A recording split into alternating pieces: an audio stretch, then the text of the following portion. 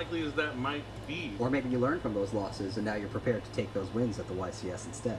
Yep, definitely. But we are going to be back with more action. If you want to check out our next bonus feature match, that's what we're going to cut to next, so you can see what's going on in this other top 16 match before we're back with our first top 8 feature.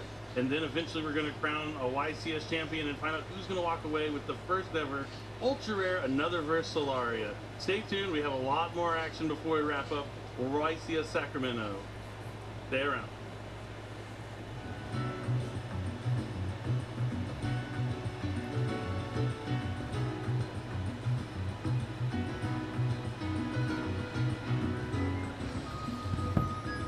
Yeah, I just got back. I gotta check the audio. Right back.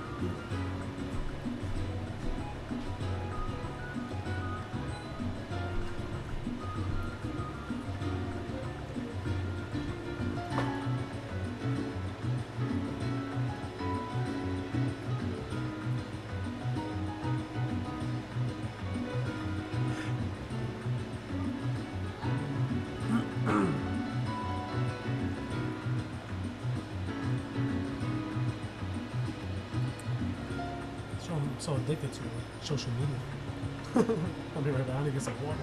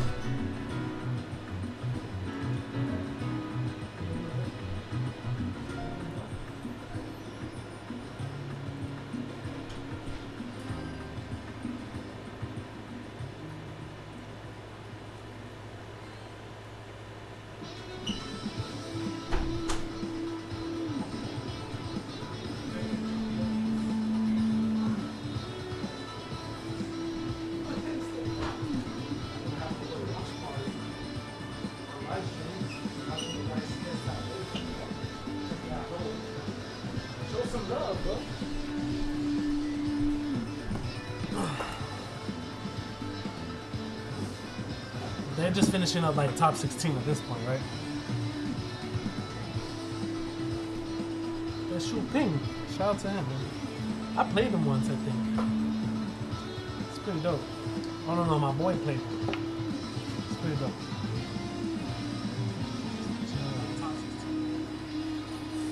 I know it says top 8. I just got home, so top 16 just finished. Well, the feature match just finished.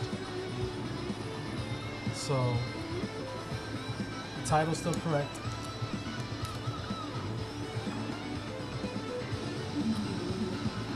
Tempai. Yo, I want to play Tempai. I can't wait to play Tempai.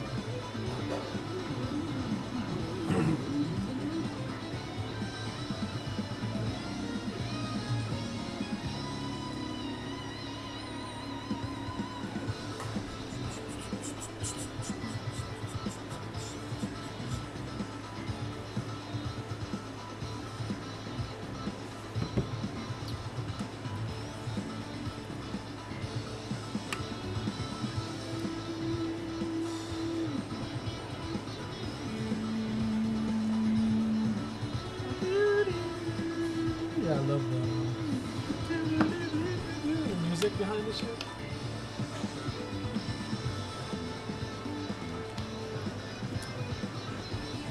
going into a top 8, bro. We're definitely gonna see a Snake Eyes. Snake Eyes, something like that. They need to have you up, bro. You gotta hit ASAP.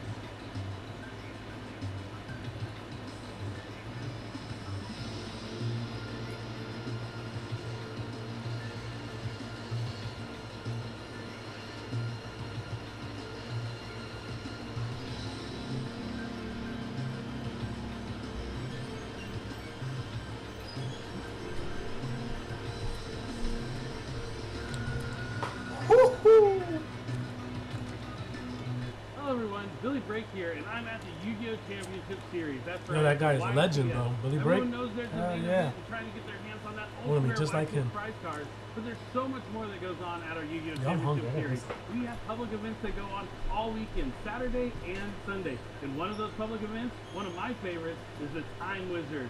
You can spin the wheel, go back in time, and play some of your favorite formats from the past. That's right, even like April 2010, for me, it would be October or September 2011, back when I was able to win 2 in a row. And I get that opportunity to play those old formats now at a YuGiOH Championship Series with our Time Wizard public event. That's right, you're able to play on the old Forbidden Limited list for awesome prizes like game mats and even more. So if you're at a YuGiOH Championship Series, you're going to want to make sure to check out the Time Wizard public event.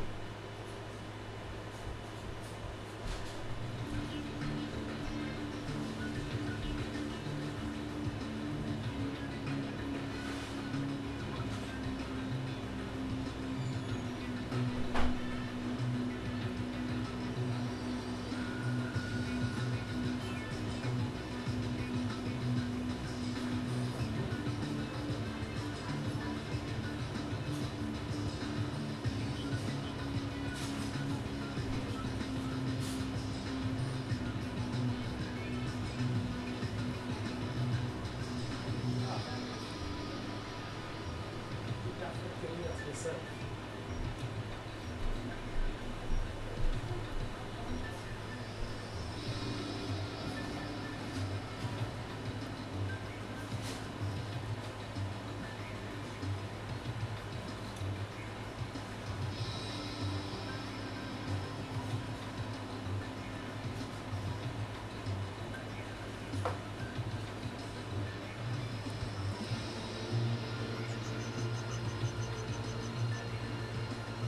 Got my cereal right.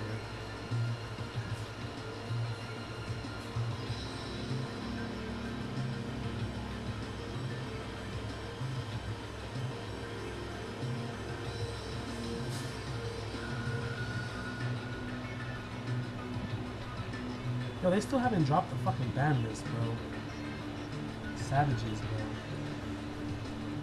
They're so savages.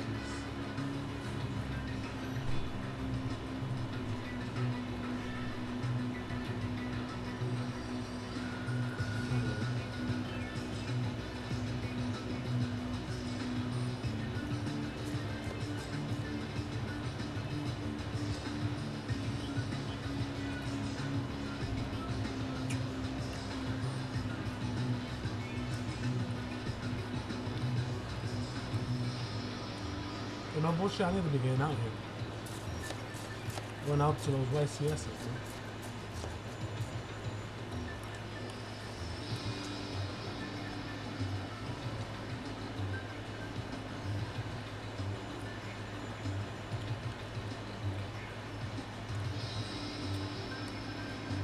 I'm probably chew like a cow, right?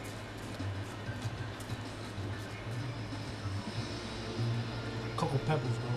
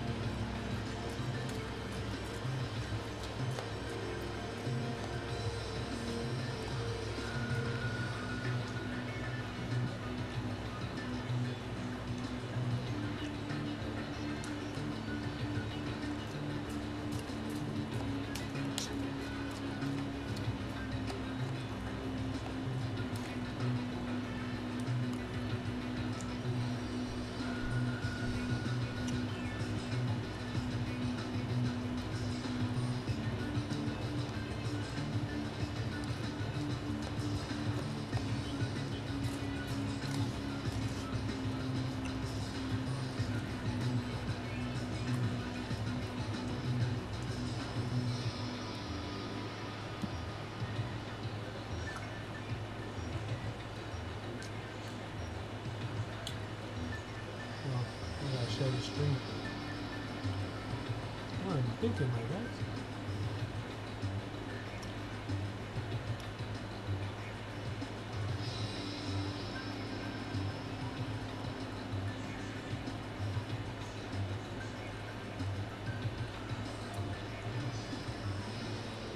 Chilling today.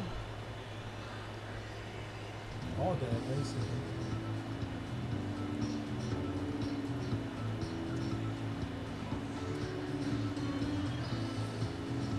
I had to smoke a blunt real quick.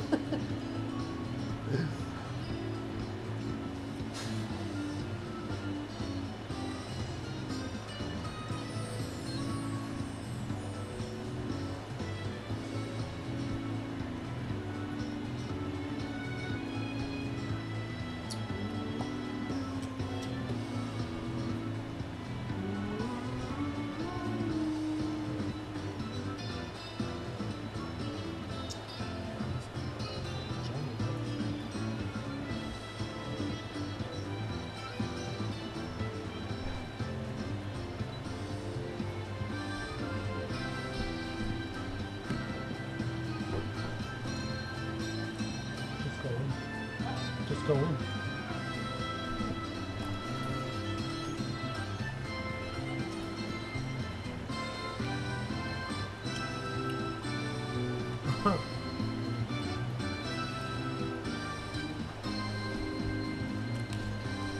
Look at that with mad shiny though.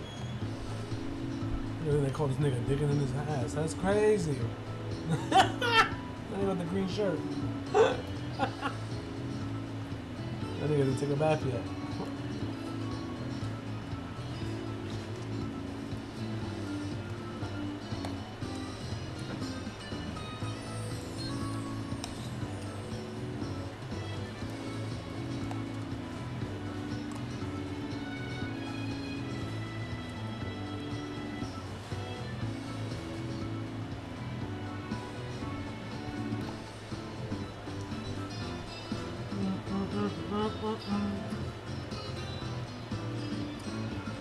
I'm so hungry.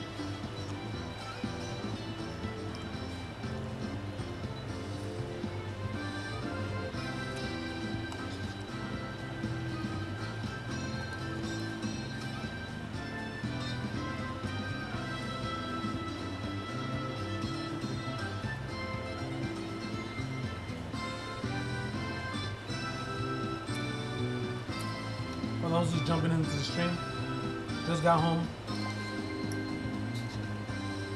We're a little hungry. Some cereal. Watching basically top 8 YCS.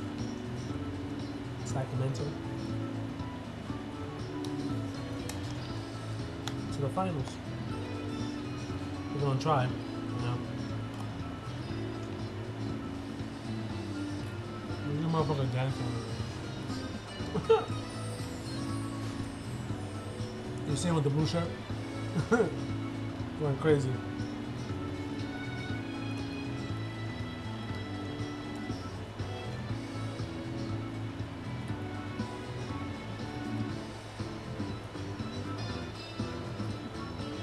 Get it. Get it. Get it.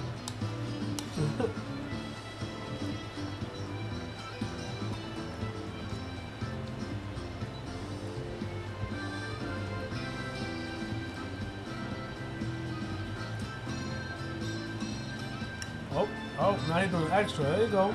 Oh, break it down, man. Here we go. Oh, what do you call that?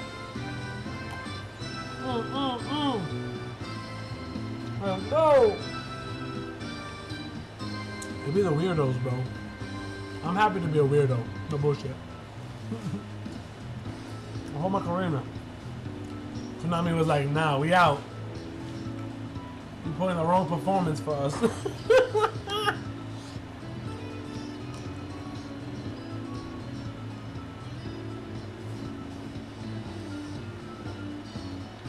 They're following the corporate right now.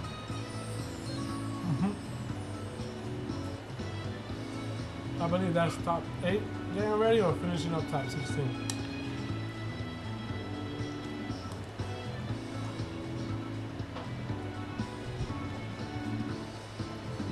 Oh boy, Eddie right there. Chill out, Eddie, don't dig in your nose, bro.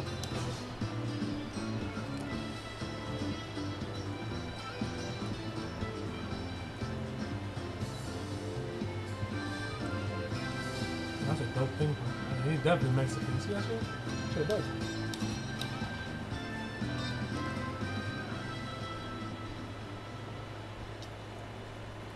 Shout out to the Mexicans, bro.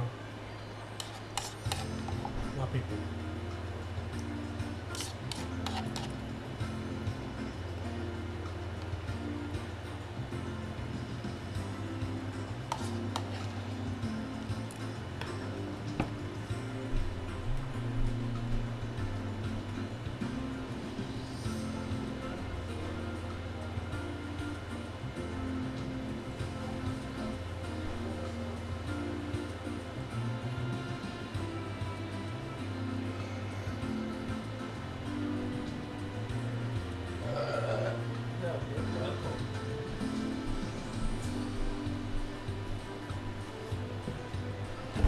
I'm back.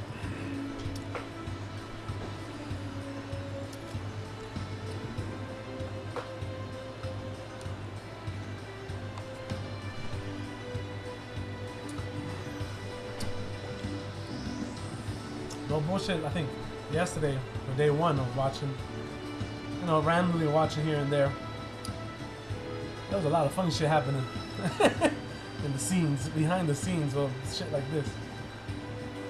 A lot of characters. Word. And I believe people dressed up as characters.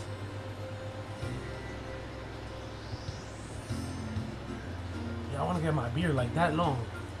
Y'all see that? The guy with the bald head and long ass beard. I want to get a beard like that, like mad long, like that.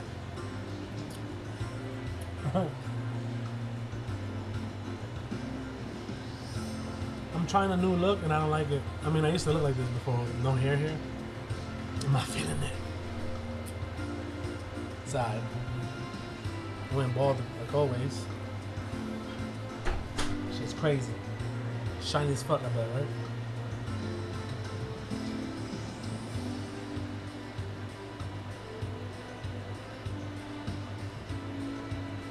Welcome back, everyone, to the top 8 for the YCS Sacramento. As always, my name is Steven, and I'm joined by Steven for some exciting games to show y'all today. Steven and Some Steven! really great stuff, but we have down to the wire here. There's only 8 duelists left in the tournament, right? It is top 8 in the name, which means that we've only got a few Yeah, I like duelists those left here. plushies, So though. why don't we go ahead and introduce those I duelists? definitely need some. But we also want to check out the bracket. That's right. Exactly. We need to figure out who these duelists are playing against each other to try to compete for that top. Another versus Solaria. So Right top now we've 8. got Zachary R and Kenneth K at the far right Oh, there. Eddie- They're going to be our Eddie first didn't two make duelists. it? Then we have That Alex sucks. and Andre. He I believe got those two top duelists we're 2. featuring in our top 8 match. Or top 16. And then on the other side of the bracket, we have Carlos versus Craig, and it's going to be George versus Jesse. So Jesse advancing in the tournament as well. So it's going to be an interesting top 8 that we got here. That's Lots crazy. of walks of life. We have some Mexico representation, we have some Canada, and I believe Andre is from the UK, which is a nice drive for him to get all the way over here. Happy to see It's a him wrap. getting We're going for some Jesse success- getting some success Carlos. on this side of the pond. Just an easy drive through the Atlantic Ocean. But that's right? right. Easiest drive in the world. I'll do it for Yu-Gi-Oh! Every day. Hey, when Rage of the Abyss comes out, man, there'll be some powerful water monsters here. And speaking of powerful, let's go ahead and throw it down Which to the is stage crazy. for the strongest caster we have here, another Steven. Oh, they just got 3 Stevens out there. Steven and Steven, 10 rounds of Swiss completed with 2 rounds Steven of our and top cut Steven means and that this Steven! table's getting All only right. more competitive. So let's meet our feature match for top 8. Up first in the blue chair from Dallas, Texas, Alex Bergeron. Let me stop. Alex would like to give a shout out to his Oh, he's playing practice Snake group, Eyes Coco. with that Fiend Smith. This is going to be a Opponent boring ass today match, in bro. the red chair, Already starting flying boring, all the way bro. From across the pond from the United Kingdom. Oh, Sussex, Tempai. Andre Delore. All right. I'm going for the Andre would Tempai. like to give a I'm shout out tired to of his fucking... team, I hate Tier Tempai, I ain't gonna lie. I really do hate Tempai. Stage is set for competitors in the top 8. Let's throw it back to the cast. But I'm tired of fucking seeing Snake Eye. Thank you so much, Steven. And yes, we got Alex here from Texas. He's piloting Fiend Smith Snake Eye, the deck of the weekend. And we have Hell Andre yeah, piloting deck of the weekend. Tenpai Dragon, a deck we saw a bit yesterday. Best you know, deck for the comes past, in, what, goes to 3 battle months? phase, attacks a lot. Haven't seen it much I'm in a little day 2. exaggeration. Haven't seen it here in the top 8. It is definitely a deck to beat for this format. Certainly, European duelists know how powerful the Tenpai deck is after watching the end of their EUWCQ, so they certainly may have a strong performance here as well. So I'm sure there are plenty of people across the pond cheering for their hometown boy from Sussex here, Andre, but not to be defeated. Alex has gotten just as far as well with a great record here of 10 wins, 2 losses, representing Dallas, Texas. And we have our duelists here just making sure all their decks are in order, cards on the right side deck before they start shuffling and getting ready for this game. I'm actually interested to see what kind of Tenpai Dragon deck we can expect to see from Andre. Sure, you can have like this normal one that has cards like Afterlock, Spring, Infinite Permanence, maybe even Nibiru sort of interactions in the hand. But we've seen, especially at the EU one, the powerful Breaker build that play things like Dark Hole, Raigeki, and various going second cards because the deck only wants to go to the battle phase, and they're like, well, if I just destroy all my opponent's monsters, I'm free to attack their life points. So that seems pretty good. We did get to see some Raigekis yesterday too, so it just shows you how flexible and creative Tenpai duelists can be, right? There's certainly your path to victory is the battle phase, but how you get there, that's up to you. Your road to victory, well, it could take a couple of If you're turns along watching, the way. say hi, bro. Also, I don't think we've seen anyone resolve the new Tenpai Dragon cards in Roku that came out in Infinite If you're Forbidden new the Night. It's just like super awesome consistency. here piece of watching deck the to channel, make your combos please even more subscribe as robust. well, my It definitely guys. gives you everything you need, being able to turn itself into a tuner, change its level. I mean, the sky is the limit with that card because it really fits into the combo. Yeah, man, It basically is like a pinch hitter to be whatever it needs to be. So we'll see if that is what allows Andre to advance further. And obviously, I mean, a top 8 after taking a really long flight. You know, all these different duelists, they come from all different walks of life. Some of them probably just walked up here, right? We heard from Eddie Meza earlier that he just decided to come here. But other duelists have to make a very considerate trip, right? You have to think, okay, do I have my passport? Am I ready to travel? Can I do this? And Andre did all of that and still managed to get this far in the tournament. And now he's fighting against Alex Bertram, which I believe is a really well-known player, Yu-Gi-Oh veteran, not a top table newbie, as it were. And so he might have to fight for his life to make that trip out here worth it. It'd be good to see these duelists go against one another. We know these decks can do it. You know, either one of these could be a deck Facts. that wins the entire championship in and of itself. But as I've said several times, we can't send more than one person up the bracket, so we're going to have to decide this soon. Yeah, like, I think there's two ways to go about fighting the best decks in the format. You can either stymie what they do, or you can fight right through it. And Tenpai is I think I'll fight through it. And let's go ahead and see how they do that as they enter game one. I think they've already decided who's going first. Yo, where's my Yu-Gi-Oh cards? Because they already have their 5 cards. Oh, no. It's going to be going and rolling now. Both players Probably here my roll. deciding, and we have a 5.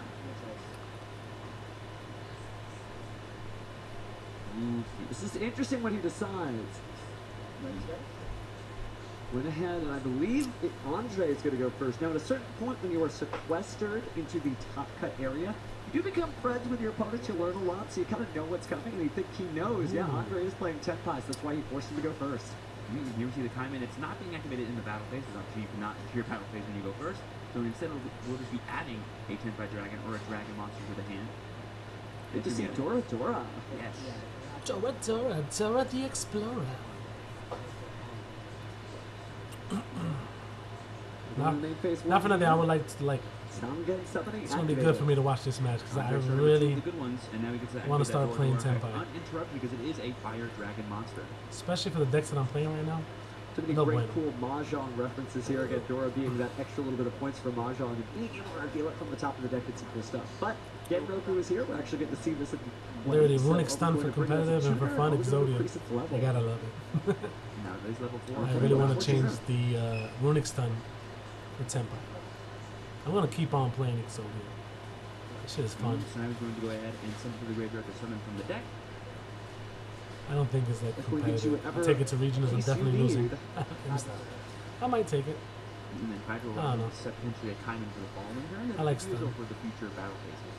Another Looks like we are going to get that Sangen Kaiman. It's true we haven't seen Sangen Sangen Kaiman. Kaiman I don't even know how a to say lot. that It shit. certainly helps for situations like this where you do have to go first eventually as a Tenpai player. But at least the Tenpai duels we've seen here on the stage opting not to use it. But we are going to go ahead and Synchro 7 here. What do we got? Oh, actually, it's Erratic Seal's What's pass. that synchro something? Standard going first Like, for I'm doing Tenpai. Dragon Link thing. Is that a set tidying right there? Now that's a blast from the recent past. Yeah, this is like the one bugaboo about playing Tenpai Dragon is sadly when you go first, it's not many explosive. I feel like things Tenpai you is can the do. new You still have a really Flunderies. powerful interaction, you have lots of resource gain, but you don't have It's that a- Kaido, I'm you're not just really saying. going to stymie your opponent too much with the cards you draw. I hated that deck and then I loved it when I started playing. Cross-checking If you hear the effect of background that Sangen noise, 7, man. Not necessarily relevant right now. But Sorry, we're going to go but ahead and Infinite Permanence, the Erratic I'm a Seals. man with a whole bunch of kids and a Very good family. question from Andre clarifying Sounds what bad when I phase say it, of right? play we are in after this card. So now I love my is kids. negated. So the infinite impermanence. Love my family. Oh, Gene Smith. Favor Binks for the graveyard, attempting Starting to off. Queen's Fifth track, I believe. Imperm for Now the he's like, wait. "Oh, that's fine." Couldn't he still like this is where, tribute Andre though is playing the and get the destruction version effect? of Tenpai Dragon, where you have things like Ash Blossom, Joy Spring, the Viewer, the Kanami in your deck. Wasn't really paying It's not attention. actually that bad because Gotta the pay cards you draw attention. can still have Gotta pay value, attention. even if they're not actual cards that can set you up. Attack. You know, Raigeki and Dark Hole is not really great in your world cards. It is true, drawing a Regeki at the wrong time. Yeah, maybe you destroy your opponent's monsters, but if they don't have any, it just sits there as another card in your hand. Maybe the card to the hand, though, we're adding the Fabled Word from the deck to hand, and I'll probably discard that. It seems pretty good to me. Watch it just be like, I'd rather have it in my hand because something else over there. Hey, there could be some Galaxy Brain stuff from duelists who have gotten this far in the tournament. You never know. And now here, the age-old question, do we go into the Beastman combo, or do we try to maybe use this as an extra body for something else? Seems like a Link 1. Do Requiem? Smith's got a Requiem. Here it is.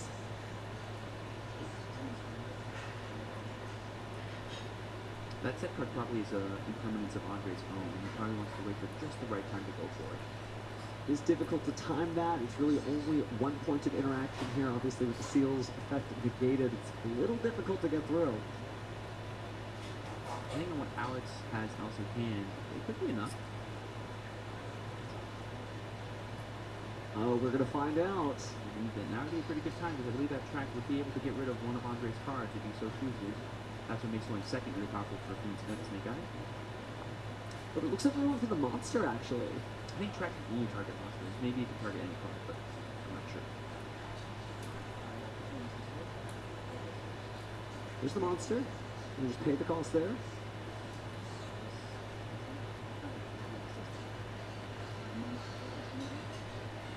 Because it was tributed, we are going to get to see the Heraldic Seals effect here, so we do get to take a look for another dragon card. Probably going to get that Chandra because having access to that would be pretty powerful. We're actually going to summon Hydra and then bring back the Hydra from our graveyard. Yo, Zodiac is this is Interesting, okay. So again, no linear I don't know if you gameplay. see Though. that That's shit. what's been It's so funny. fascinating about watching Tenpai Duelists do what they That whole do. picture's They funny. need to get to the battle phase, and obviously My man attack, is attack, like- attack is good, but how you get there, that's really up to you. And so using The fake. Hydra Oh, here let me to see if I build can zoom the in. world It's just so Genroku, funny, bro. Neat stuff. And then currently Genroku is not a tuner, but Fadra is a tuner. That's correct. That's just hilarious. Because, I'm sorry. Genroku will If you become see a what I tuner see, from that's its just own crazy. effects. It's funny to me. Give me that. Summon out the effect Con la cara. of Fadra, who is protecting both of them from battle. So we see a normal summon Poplar, not the most explosive way to head into this Snake Eye engine, but definitely good enough given this 4 texture. Playing the backdoor into some of your favorite Snake Eye cards. I think I might see a Ghost Swarmer. No, that's an effect failure there in the hand, so considering activating it. Specifically, a normal summon Poplar kind of only trying to stop the effect to add simple spoils here would be really huge if Andre doesn't think Alex already has it beat. That's the question. Is he going to try to search for a temple, or is he going for a original simple spoil Snake Eye? But it seems like he doesn't trust him. We're going to effect filler now and not let the Poplar pop off. So, now the question is, what else does Alex have in his hand? I think we saw that he had some kind of hand friction himself during Andre's turn, but obviously saying that somebody turns that off during their main phase, and so he never really got a chance to use it. And here we can see a link to the dragon. Imagine, what could this one do? Sequence body, of course, once the activate its fusion card. We get something going on. So Feed Space Sequence activates. Did not activate the effect of Snake Eyes Poplar, the spell and traps on the card. Maybe has some additional They said Snake Jesse Eyes Cotton is in the card effects to top eight, use, right? so we are going to go ahead I and won't be surprised that dude wins this shit. put the graveyard here. And the Fabled Worry back Whoever's in, playing and Tenpai, also see, I check think the Feed Tenpai is Space crazy. quickly. And it showed it just sometimes your boy can do this, right? I got mad gas. He did play it early in the turn, so it was definitely in there. Glad that Andre asked for that clarification before we kept going.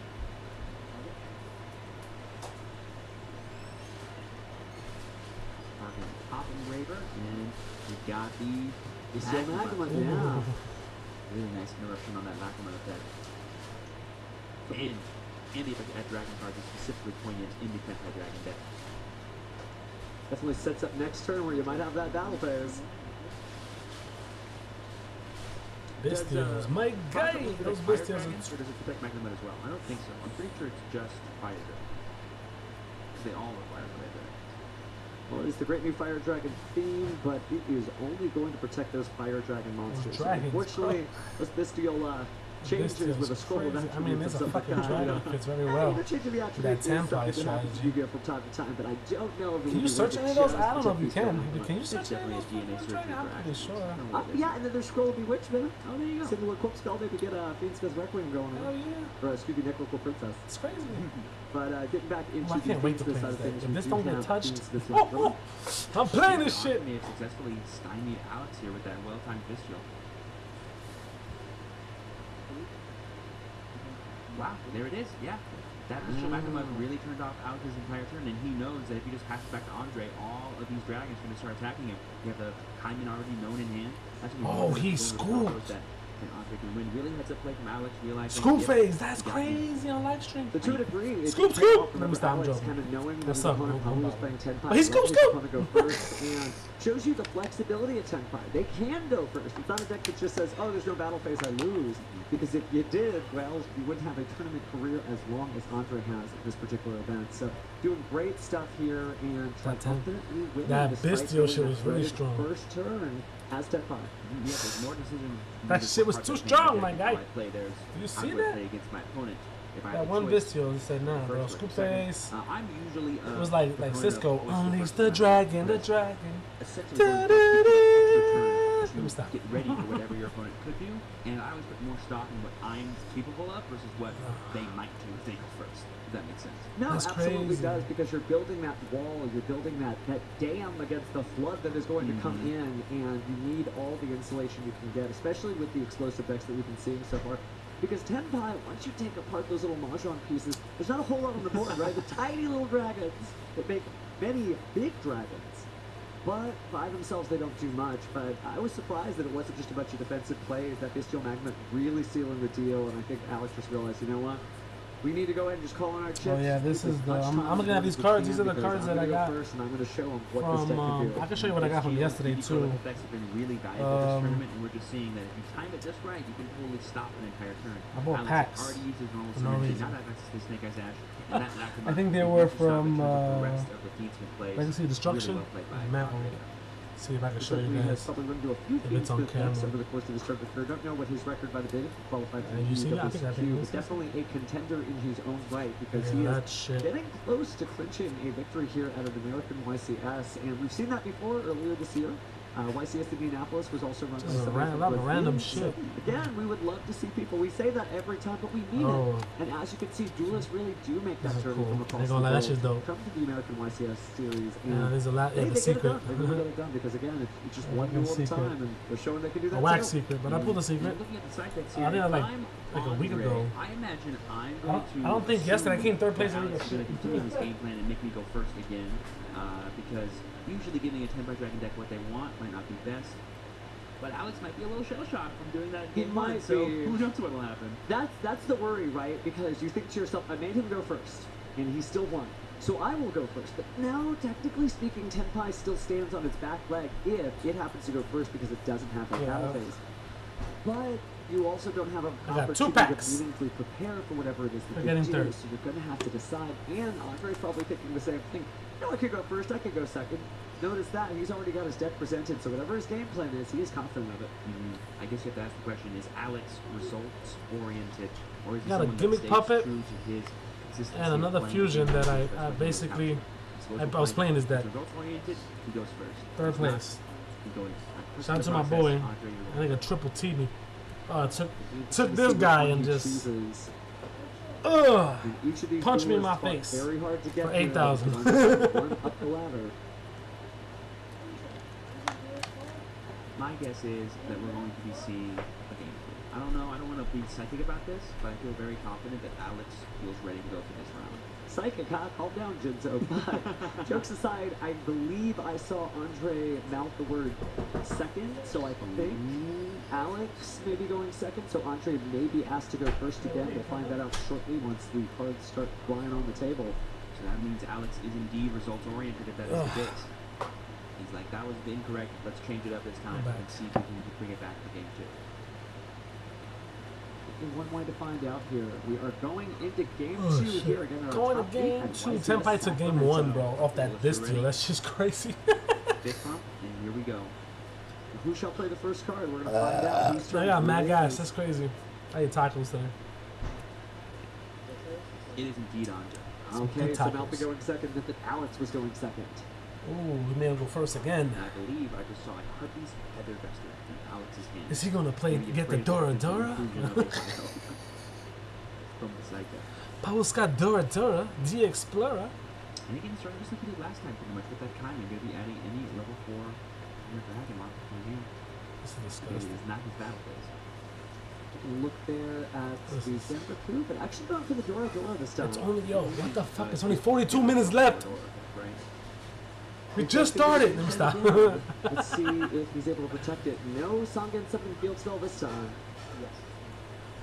That match only took fucking the first game only took like 2 minutes. God damn. I lost that fast. Ain't gonna lie. It's terrifying everything the store door can do. You can do quite a lot, actually. It's a really nice sort of enabler We and got some extender emails for the here. Anti-Dragon archetype. Ooh, but there's the infinite permanence, different than the last time. No field spell to protect it. do see a Pot of Prosperity in Andre's hand, which I believe would trigger the effect of Get Broke, right? Because it adds it to hand by effect. That is correct, yeah. So we got to reach as deep into the deck as we can, and considering that he is running Genroku, not something that every Tenpai duelist chooses, he probably does have additional cards. I know Pot of Prosperity is so good, but I don't liking this shit no more, man. And I'm sure some people out there are wondering, why is a deck like Tenpai Dragon playing Pot of Prosperity? Don't they want to go second and deal as much damage as possible? Yeah, they can sometimes deal enough damage even through Prosperity to still defeat their opponents. Yeah, Prosperity does have. It's not about. I don't like Prosperity. Well, I mean, I don't like it because of the half thing. But I hate getting rid of extra deck monsters. Like, 30,000 worth of damage thanks to the old card like Triton. it's whatever. Just has so much It's still a good card. I just. You could do like a Tenpai battle damage contest Oh, sometimes. the just to see who Dimension can Fissure. uninterrupted showcase the Dimension- highest battle damage the deck can deal. Dimension Shifter. I And said the card Fissure. that we That's saw revealed crazy. by Andre was Dimensional Shifter, but because that Kaiman is now in the graveyard, that card It is took a essentially nib. doing nothing. That's good. I took the Nibiru there, kind of showing, hey, I really want to make sure that I get through the turn, so I'm going to give myself a little insurance. Speaking of insurance here, we are going to go ahead and make Erratic Seals. Don't worry, that's how you won last time, Papa. We're gonna do it again, bro. Was that a They wanted an encore. No, there has to be Should I say more? history in Andre's hand. Cooking with the So Brooklyn, points bro. of Let me action stop. I'm not there. Jay-Z, Yep, there's bro. the Nibiru. Couldn't quite see the rest of it. Andre playing it close to the chest, but definitely has points of interaction. So Alex has his work cut out, and he is down one game as Andre took the first one. So let's see what his first play is. Not a bad start. Pretty much unlocks his entire deck. Un poquito cojonado because Konami still Fantastic haven't there. dropped no ban. Playing into a known Nibiru, right? They Have said to very late. I carefully guess it's gonna be sequence late, his plays. late, So late. that dreaded rock will crash down on the fifth something, tributing everything from the field.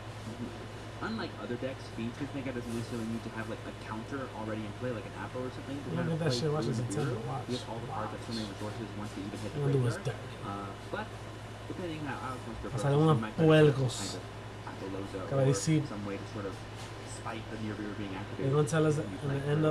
of, oh no, When that late hand August, plays in the those beginning seals, of September. Watch. Well, so far so good. Again, hitting that top bar is our second summon. And we've got the Divine Temple of the Snake Eye.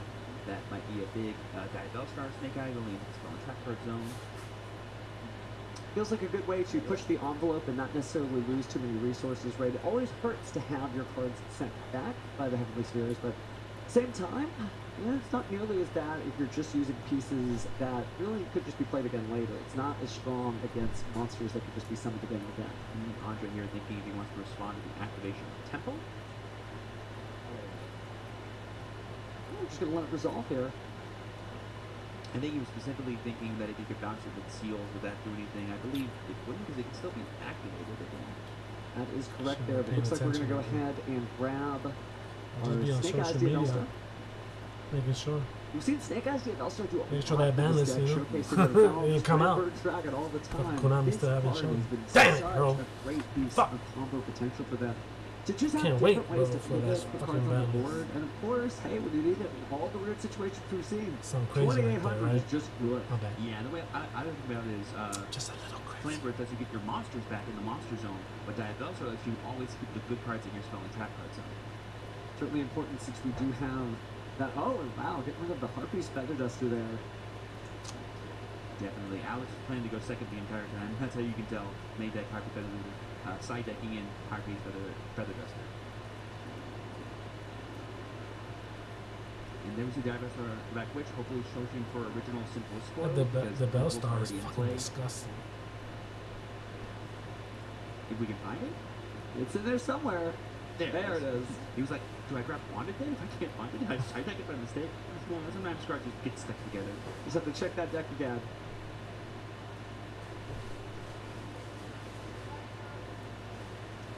Right Yo, after how we're at a total of devastated, 3 summons. devastating is going to be this nib because you know he's dropping the rock, bro. Snake Eye Ash, Snake Eye Poplar, and the Diabell Star. what's my wife Witch. cooking? So 3 so far. Let me go find out what Now white the he's question cooking. is, do you stop at the 4th summon, just like you said, Fiendsmith can really keep on pushing through, so I can't imagine stopping here. And also equally important is the fact that the Divine Temple of the Snake Eye really makes it where Nibiru is not that big of a deal. Obviously every time something is special summon, You get to special summon something from your spell and trap zone, only once per turn, of course, but that's enough to keep pushing forward. And then move that goes heaven has to be made with effect monsters, correct? That's correct, that's correct. We have seen some duelists use things like Link Spider in their extra deck in order to turn a token into a normal monster to do an effect monster, but the extra deck being as cramped as it is, it's difficult. Speaking of cramped extra deck, here's one reason why. IP Masquerade, great card. That's 1 out of your 15 slots down already. Okay, here we see the attempt to activate Poplar's effect. To spell and trap zone a monster card, you're going to choose Poplar themselves.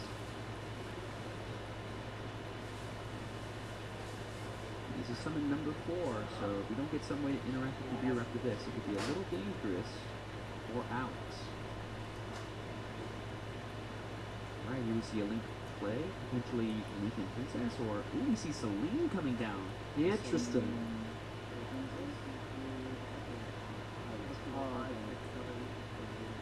That might be the most counters I think we've seen on Celine this whole weekend. And this essentially will force the beer from Andre, because if it doesn't, it threatens an Appaloosa just by summoning back one of the spellcaster monsters.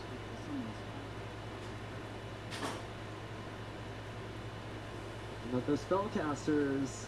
And Celine does not target, correct?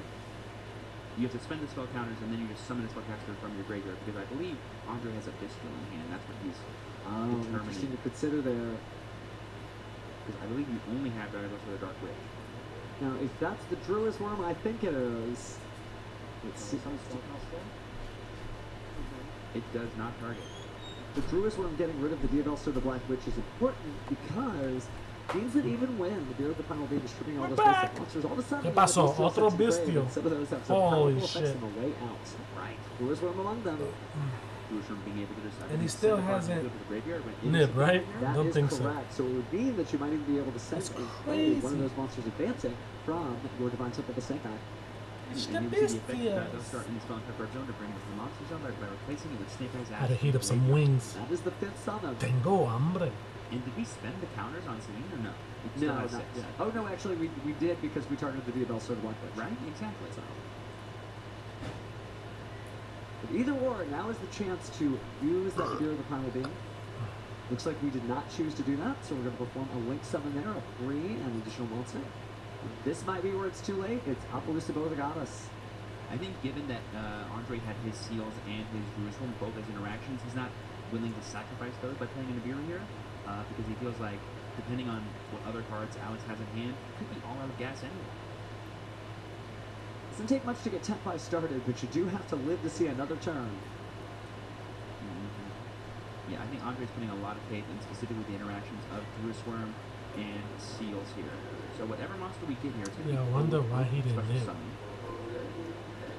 And the Appaloosa, I think, has three tokens. We're going to look at the graveyard here. Going to use the effect of Snake Eye Oak to target the Snake Eye Ash. We sit on the field, a little apprehensive there. Every duel counts, and of course every move counts. Or you can just try to use Looks like we're going the set Poplar with the effect of Snake Eye Ash. to bring Hieratic back seal, that's what it's probably called. Flavor Dragon, I would imagine. at this Then point. We've got all Appaloosa of the different Chain, Snake Eye cards. then nib. I think that's where he's going with it. Oh, the snake! Slithering! Here we go. Gives him so much follow-up. So we're going to use Flamberger's effect, I believe, Hate to this spell fucking and deck. trap zone IP Arena. Oh, actually going for the Druid's Worm to prevent it from sending something to the graveyard on its way out. Very heads up play. Druid's Worm specifically needs to be sent from field to graveyard to activate its effect. So he's moving it back. Okay. Being spell and trap card zone doesn't matter. That's a really fun form. Usually we see the Snake Eye effects that do this kind of gain advantage for the player that it currently is, but they also are just forms of disruption themselves. Andre just accepting that. So we are not going to use the Nibiru. I did catch a Tenpai Dragon Hydra in the hand. should've. Great starter. Andre lives He to see another should've turn. We're went- going to see plenty of Tenpai Dragons I be don't know. summoned. But there's I think still he so should have much just work to be Hieratic done. sealed, then nib, so he can get the And now that Bestial. Alex has full access to all these monsters in the Snake Eye package. But then he again, has like a you said, lot the Snake to Eyes build. has a fucking whole. Dude, just got gas, man. They got a lot of it. Really close heaven out there, but we're going to go Shit's ahead. crazy. And give the effect there of the Snake Eye Flamber Trap. Bringing just keep Oak getting off for an bodies. encore performance. Let the bodies hit the So floor. it's Let the, effect summon why? from the Why? graveyard. It's gonna be You can met see by the viewer coming Appaloosa. out. Effect of Appaloosa going down to 800 deck points. We're going to chain seals here, and we're going to chain Oh, by wow. the grave. Alex had it in his hand the whole time. That's That is going to crazy. negate the bounce effect of seals. And Andre is just going to scoop it up from there because he knows the writings on The wall. call by the grave. And No, mommy, that's getting Alex is banned, bro. starting to get 8,000 bonus on Sway once he starts going for his speed smith combo. Alex definitely Call by taking the game 2, grave. we Get got the ourselves fuck a out of match. here, Andre son. really able to Holy right, using shit. the Heavenly Seal to keep Call by things, the you know, grave. interesting with the Appaloosa, but that That's call by the grave, right? disgusting. You do have to tribute your seal because that's the whole hermetic mechanic, That's right? There's a lot of disgusting. tributing. Tributing puts him in the graveyard, and being in the graveyard means that awful hand of Good Call by the shit. Grave could point at you and say, no, we're not doing that here. And really good job from Alex over there being our winner for game 2, playing around that Nibiru that he knew was in Andre's hand the whole time. He set it up to where he's like, I'm going to force you to Nibiru and get rid of your own seals and your own Druid Worm. And Andre's like, I got to put more value in here. And then sadly, Flamberg's ability was able to fight through the Druid Worm and call by the grave, got rid of the seals. So Alex was able to clinch that game. You're probably going to get to see Andre declare, I'm going second. We get to see full power 10-5, right, in its favorite phase, the battle phase. But you have to feel for both of these duelists. Again, they got one apiece, but that doesn't mean anything because we're going into the final game. We can only send one forward. Duelists, of course, are siding, but these are the hardest choices because whatever it is you pick now, you are stuck with it. I actually think Andre doesn't need that. All right, much so we to be definitely really going to second. game 3. He All wants to right. go for his big That's what's unlimited up. game combo. But what he really hopes does not happen is that Alex can pull off some kind of crazy Beatrice or crazy spell trap on the side deck shenanigan that we've seen these Snake decks do all weekend long. Like one dimensional barrier calling synchro monsters, one different dimension ground coming out of nowhere being a pseudo trigger effect to turn off all of what Andre hopes to do when he goes second. So I imagine he's going to be looking after that at every point.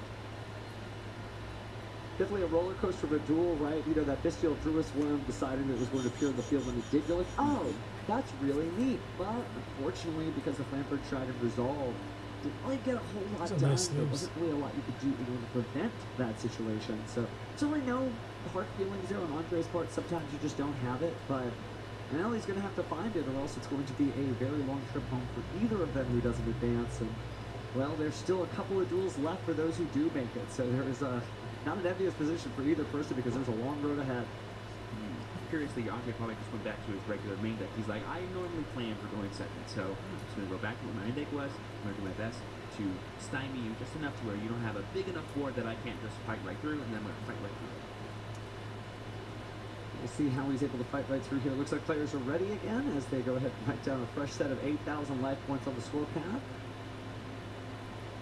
Both duels definitely just locked in, as you can see. You know, not a lot of humor here. We've seen great sportsmanship for both players, but they are focused. Yes, locked in is definitely the way I would describe how they're playing. Alex is going, all right, you know, I'm going first. I'm going to do my best to make sure I do not lose if he goes second. And Andre's like, Oh, then this is summon dragon to attack him. Tenpai, this is the first time Tenpai in this game. Tenpai's gonna go second. The nerves shook off once we started He won't feel pile shuffle. comfortable. Both these players are on top. Real They should be happy to comfortable. be here. They are some of the top duelists in the world, fighting for that ultimate spot, that ultimate trophy that's right in front of them. Yeah, real comfortable in this game. Solaria, Rise. For sure, for We can't sure. split the trophy in half. We can only give it to one duelist who is our king of games here in Sacramento. We haven't found out who it is yet, as we still have 8 duelists left. The winner of this match will move on to top 4. So the person that loses will not. Slowly Dun, canning in dun, again. That trophy is really what they're all going for. The title there is just so important. But titles be gone because we're into game 3, the final chance for either of these duelists to advance in the move on. tournament. Word, let's go. I already said Tenpai was gonna win, bro. Both players wish each other good luck. And it looks like Alex is starting. He's looking at his hand very methodically. Shifter. Oh, there's the Ooh. shifter. Shifter. Mention Shifter going to banish any card that would have gone to the graveyard instead. So this is going to be difficult for Smith to get it. Little smiles there like, oh, okay. No, okay. mames. Yo, Shifter definitely is gonna get banned, bro. Put it in the hand as well as a bestial duelist. That's crazy, my Plus guy. a timing, which is more Oh, than enough bonus bonfire! damage, enough damage even through Shifter. It's been Enough to activated. stop your opponent and enough to start your own turn. That Yeah, baby's now Alex blowing is me going up. great. All my cards that I wish were in the Liking graveyard are now everything. going to get banished instead. There's reminding him, yeah, that gets banished too. Not just monsters, all. Ash. Now, Alex Snake would not Eye be the Ash, first duelist to play Imperm. through Dimension Shifter, but it is difficult for not only the Dimension Shifter there, but the Infinite Permanent. So thinking to himself, okay, Eso sí está I got bueno. Dimension Shifter, that hurts, but maybe I'll just go grab a pop bar and we'll have some fun combos. But unfortunately, it is just one set and pass. Let's go ahead and make sure we cut the deck here. To make sure everything is fully resolved before we continue on to the next turn. Alex was like, don't worry, I'm going back in. And Alfred was like, I actually don't think you are. Did we just draw a sand again? Oh my god. No, that's not fair. Yeah, but we do Is he have in the battle or the he just second main comment. phase? So we're going to go ahead and in draw phase add, and smartly doing that Oh, the same okay. way that Draw our simple phase. spoil seekers are actually the wanted spell card in the draw phase. Haha! Yeah, Alex taking a pointed. brief moment to look at the crowd, pointing at Dimension Shifter, and just shaking his head as he smiles to himself. Yeah, I kind of needed that graveyard for this deck. That guy, that's my public enemy number one right there. Alex is like, if only that card wasn't there. Well, it's a great card. That you card always is have to be mindful of. disgusting. One of my favorite cards. Shifter, baby! Hyman at Dora. It's just not nice when you get Definitely shifted. Adora, it When you're in the opposite side, it's just And now Alex might be getting the Genroku or the... But Tenpai can play on the shifter, so Yeah, they do I mean that it sucks what they lose, but they can still. It comes Allowing to automatically someone who gets added to hand by an effect, and who uses effect to, I believe, modulate its level and become a got tuner. Dora It's and gonna be the a other level one. 4 tuner this time. A little sick It's for something a that we level could. 3. I don't imagine you would decide to do Heavenly's first pass when you have exactly the situation that you want here. Your opponent really doesn't have a lot of options. They only have one card face down. This deal. Unless it's a threatening roar, a lot is about to happen. Effect of Chandra to attempt to summon it from the hand. That's so crazy. He goes Bistio. Take. This deck is crazy. Oh, I hate Tenpai, but I love Tenpai. Oh my god. I'm sorry. Wow. He had that was. handshake, he knew. There's nothing. Look at his hand. 2 witch. That's crazy. Shifter is just too strong, my guy. I think he had the Bistio, bro. Dragon, the Transcendent Dragon, 58 plus, I think. And if he had another shifter, that would have been crazy. 17,000. Like you said, that Pot of Prosperity, you don't necessarily need to worry about that half damage effect if you That's can pound through it. So again, crazy. Alex Shout out knew to his opponent was Angelo. playing Tenpai. He also knew what the Tenpai Tenpai player got combo him. was. So once Andre showed that he had all the tools in the toolbox he needed, Alex conceded the game, and Andre is our match winner. The powerful game plan of I'm just going to That's turn off all crazy. your powerful effects for one turn, thanks to the effect of Shifter, and then when it comes back to me, I'm going to now play through my Tight. very own Shifter and deal enough damage to you to win. Andre's like, works every time. Yeah, I mean, it shows you that most of the decks in the format don't have a single silver bullet that can stop them. But Tenpai really is able to include the silver bullets of its own gun and be able to get through everything that it's firing off. It's really cool that these players have learned how to duel through those positive effects that usually should stop your opponent, but kind of stop yourself. Not in the case of Andre. He knew exactly how to get everything on board, and that clinches victory here. He's moving on to top 4. And congratulations, of course, to Alex for making it this far. He is a prime master duelist, and I can't wait to see more things he does in the future. No bullshit. Obviously, I don't like well this. To our top 4 match. I want my hair And back. It's exciting having Tenpai Dragons secure a spot in the top 8. Sorry, top 4. First deck to do so. Yeah, we've got plenty of interesting decks that we've seen throughout the tournament here, but as we continue to grind out, That's it is crazy. true that Tenpai, it either, just like we heard earlier from another Tenpai duels, I'm either going to win or I'm not. Oh, and yes, shit. that's absolutely true. You're right, Tenpai duels. Check on my but wings. It is nice to see all the deck diversity of this format, how many different powerful options they are to choose, because, you may think to yourself, I don't think I am a Tenpai duelist. Well, that's okay. There's plenty of other decks you can play, and we've seen how versatile and successful those decks can be. And hey, battle phase is the coolest phase. The most damage happens during that. Of course, it's awesome. Hey, I mean, there might be some gimmick puppet duelists who disagree with you, right? I'm like, I don't need to go to that phase. I can just deal you damage anyway. Just a little bit. But again, some really interesting stuff that we've been seeing over the course of the tournament. But we are really winding down things, right? The fact that we are, kind of mid-top 8, so we've got 6 duelists left or so, but eventually it's just going to get down to top 4. And, oh, man, what a weekend. It's been a roller coaster. I have to say, how does it feel now that we've gotten about 2 or 3 weeks in for this Infinite Forbidden format? How do you feel it's like starting to develop? I mean, I kind of said it a little bit yesterday. Like, it just feels so free for a lot of people. I mean, we saw a Yubel, Nightmare Archfiends combo that led to a first turn victory. Like, there's just so much possibility right now, and it feels like every deck is not really consistent, but has the power ceiling to actually back up all these different lines of play. Because if you get a deck that does everything, that doesn't do it that well, it's like, whatever, pick your lane, do the thing you're supposed to do. But now we have decks that can do everything, anything, and they can win by doing all that. Super cool. It's really, really neat. Hopefully those of home who are watching are inspired maybe to create their own new deck list, or maybe bring some of these decks to their next official tournaments for a championship. But speaking of championships, we still got a YuGiOH championship going on our own, so let's send it down to the stage for our winner interview. Thank you very much, Steve. And I have Andre here after a victory in your top 8 feature match. Congratulations, first of all, on the victory. You traveled a long way to get here. How are you feeling about your YCS performance so far, and how confident are you in your ability to continue now into the top 4? Well, it's a long way to travel for one, so I was trying to win, and obviously I've got a lot of good cards in my deck, so we're just going to see how the luck of the draw is really. I think that's a lot about the deck I'm playing and how it operates, to be honest. Well, let's talk about the deck then, because 10 by Dragons, it's not necessarily the most popular deck, but it's still very strong. Dimensional Shifter can make it hard for you to play your own combos out, but you felt very comfortable doing it. Why do you feel that you're able to pilot this deck so well? Like, did you put a lot of time into it, or does it just come naturally to you? There's definitely a lot more to 10 by Dragons that people are not doing, so yes, there is Dimensional Shifter in the deck, which makes it really simplistic to play, but if you're not using Dimensional Shifter, you're having to utilise all your engine cards to beat through a board, and the Snake Eye board is about 11 interruptions, so you need to know how to get through that, which I played against a lot of Snake Eyes, so keep them rolling.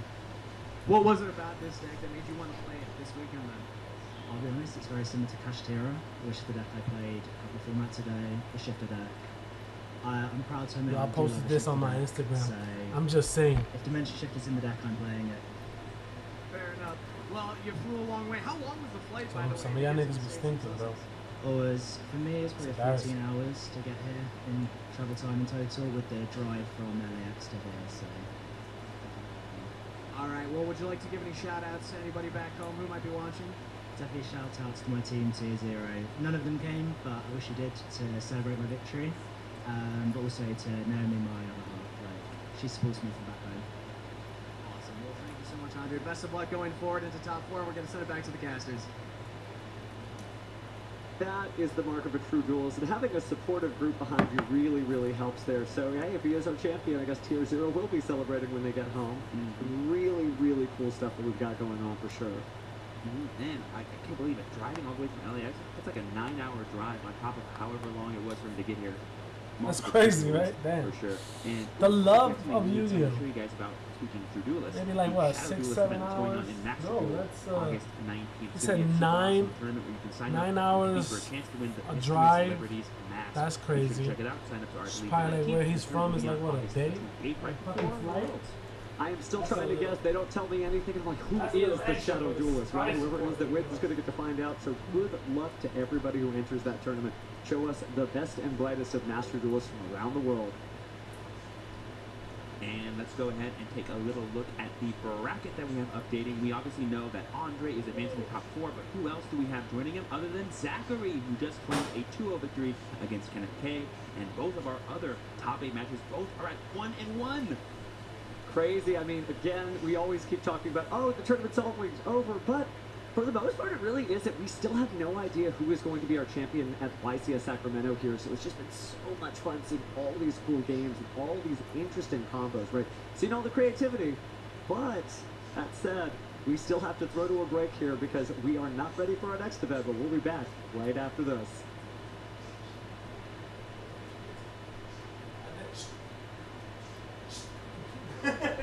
Austin Powers.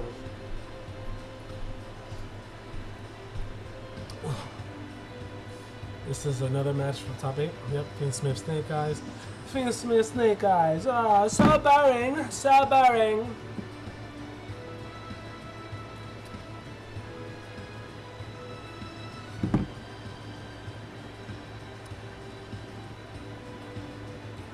Bonfire. Ash. Snake Eye Ash, I mean.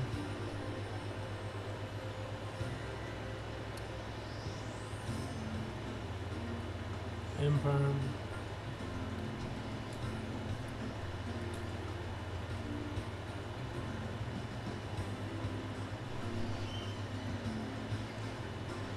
Are they in time already?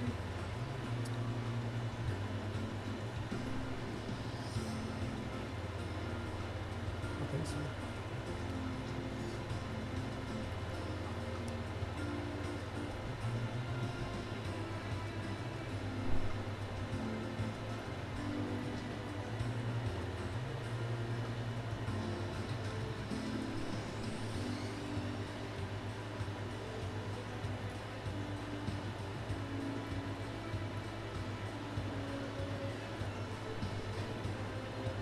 That's crazy.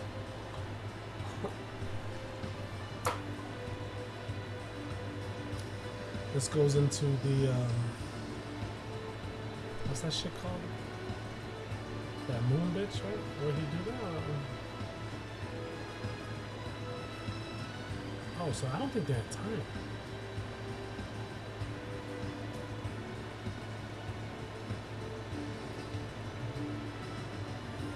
Oh, I'm retarded. There's no time in Top Cut. Fuck. I mean, there is, but there must be a winner. Que más bruto que bruto.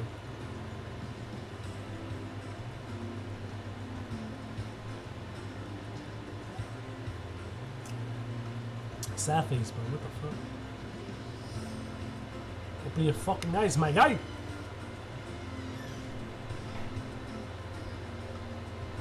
I got wings in them, mate.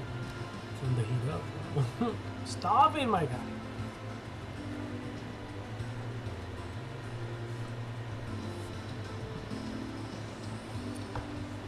Damn.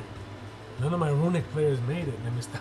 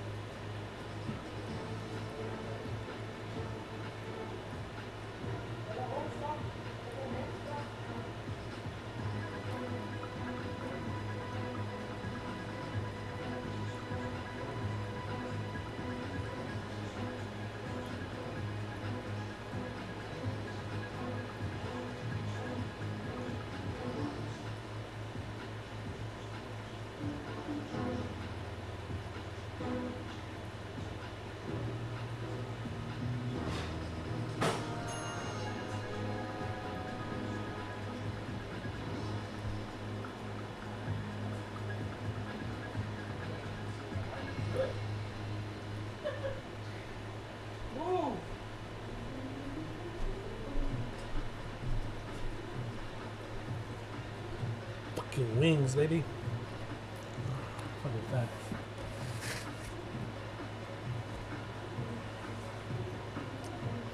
I definitely gotta turn it right.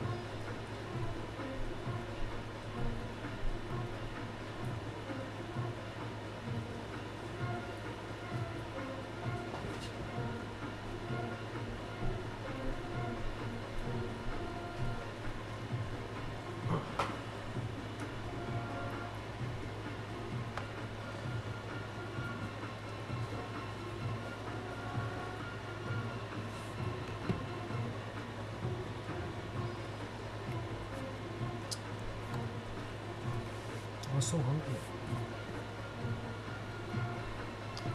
I'm not gonna eat all those wings. I'll just put it on the plate. Or maybe I will eat all the wings.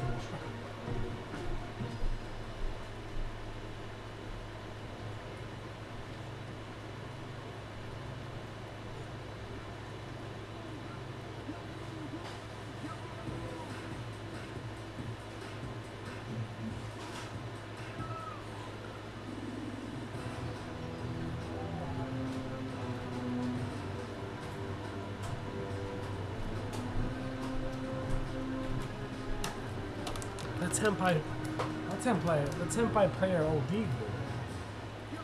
missed that maybe. just I love the cards. Was D-Shifter, man. D-Shifter was bananas.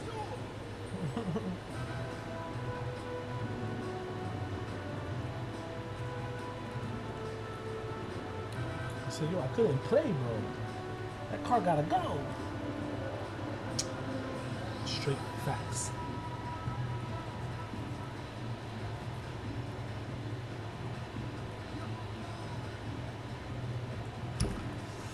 And I just sit here eating. This is more like an eat party. Popeyes.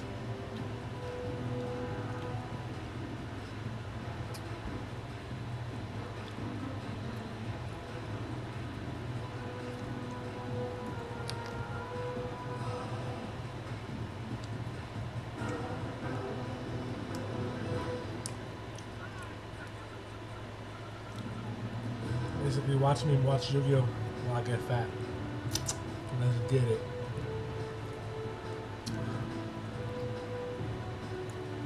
These wings are not that good though.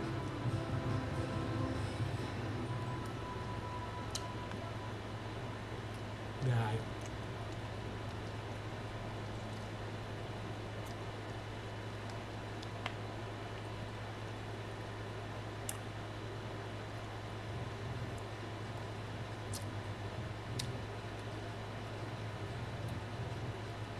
I got some white sauce already, right? Pause, chill out.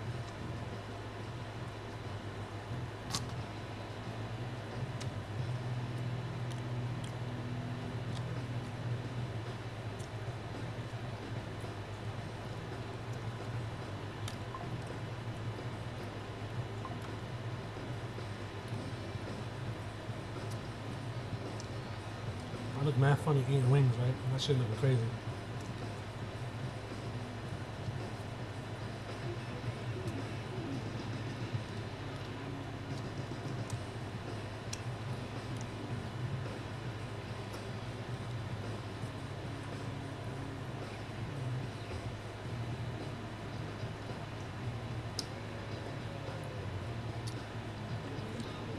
I don't be on time, niggas. I don't feel comfortable eating on camera.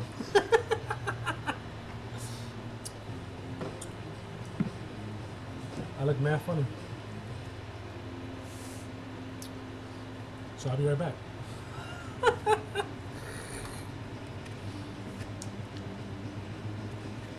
It looks hilarious, I ain't gonna lie, man.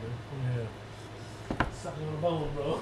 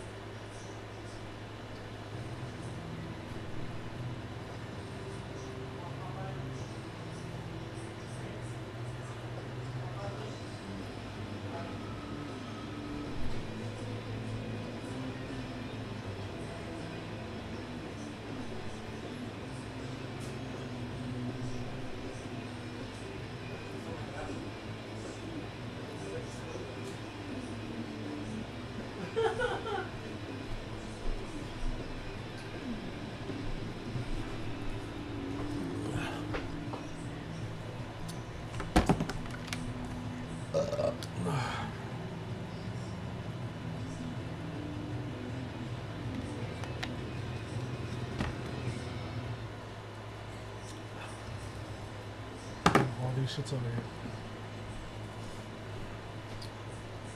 Yo, those Popeye wings were alright.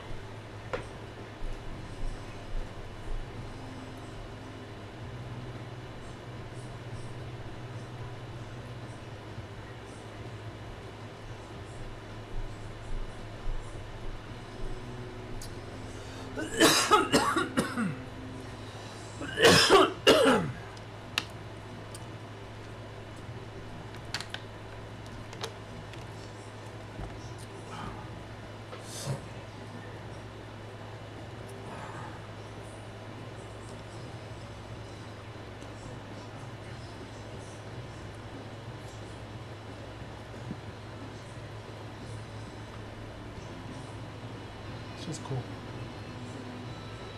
It's peaceful. I like to sleep.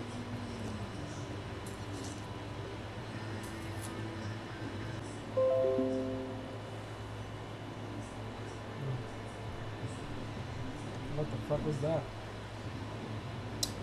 My system reconnected and disconnected. I mean, disconnected and then reconnected. What the fuck?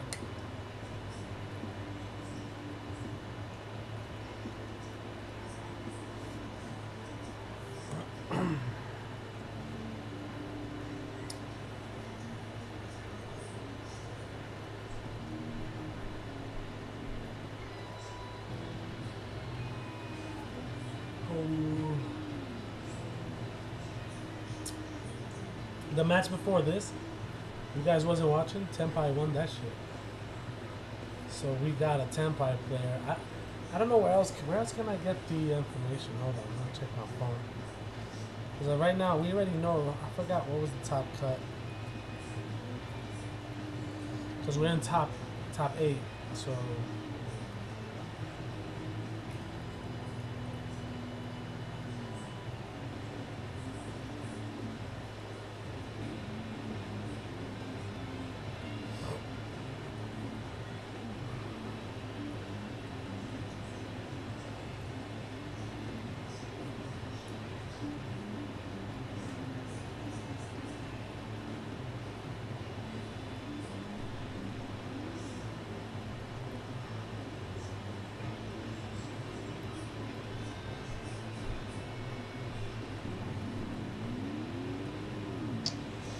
No, I don't see it. I must have to go to the website. Well, top 32 is for some Sacramento. 17 Fiendsmith, Snake Eye. 1 Fiendsmith Snake Eye with the Millennium package. Now that package is fucking bananas. I ain't gonna, like, that shit's crazy. And then Fiendsmith Ubel, there were 2 of those. 2 Tempais, 2 Runics. White Forest Runic. That's another deck that I like. It's just the cards are mad expensive. I can't. Shout out to the homies that be, lending me cards. You guys are amazing, but without you, I can't play this game. And Fiendsmith Memento. Un momento, por favor. I already. Yes, I drink a lot of water, guys. Especially when I'm, smoking.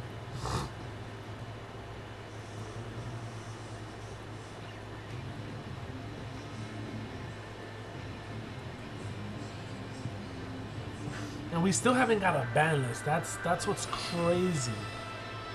Oh shit, Konami's about to promote Master Duels. I should have been played Master Duels.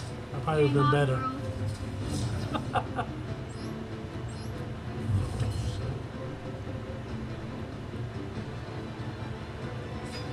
Twin Twister! There's a window on board, that's crazy.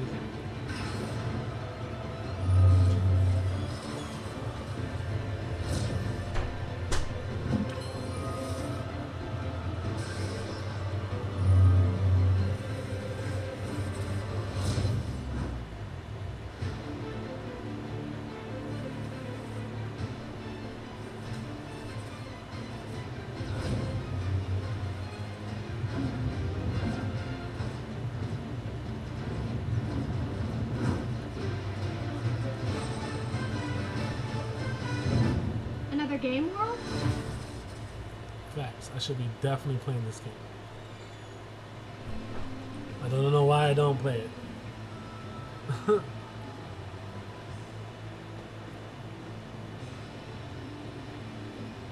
It's probably because I just love the physical like card game.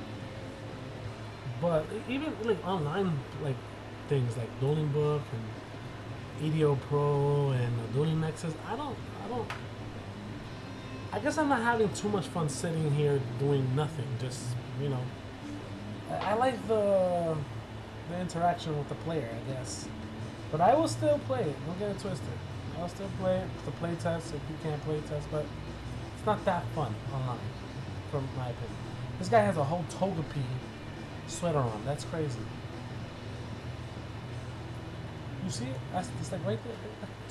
Togepi. That's like crazy.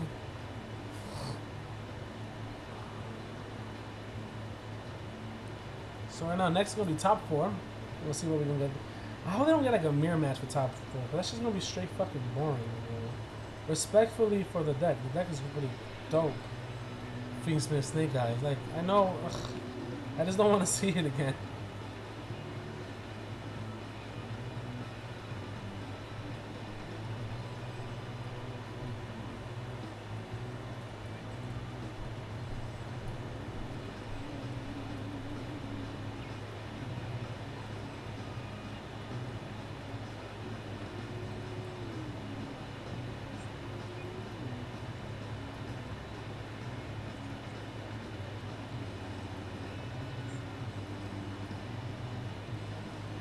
She's bananas.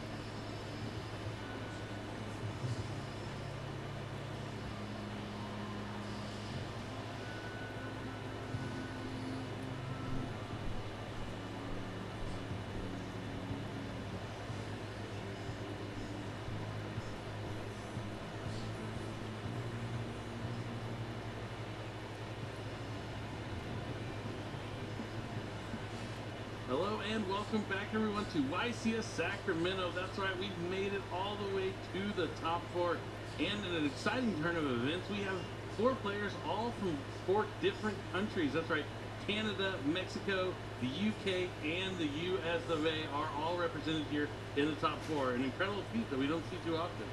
That's awesome, and we have really strong players there, so we're going to see some top level of competition. Definitely, we're about to meet our first 2 strong players. So Kangas, go ahead and introduce our first of both of our semifinal matches that we are going to be featuring.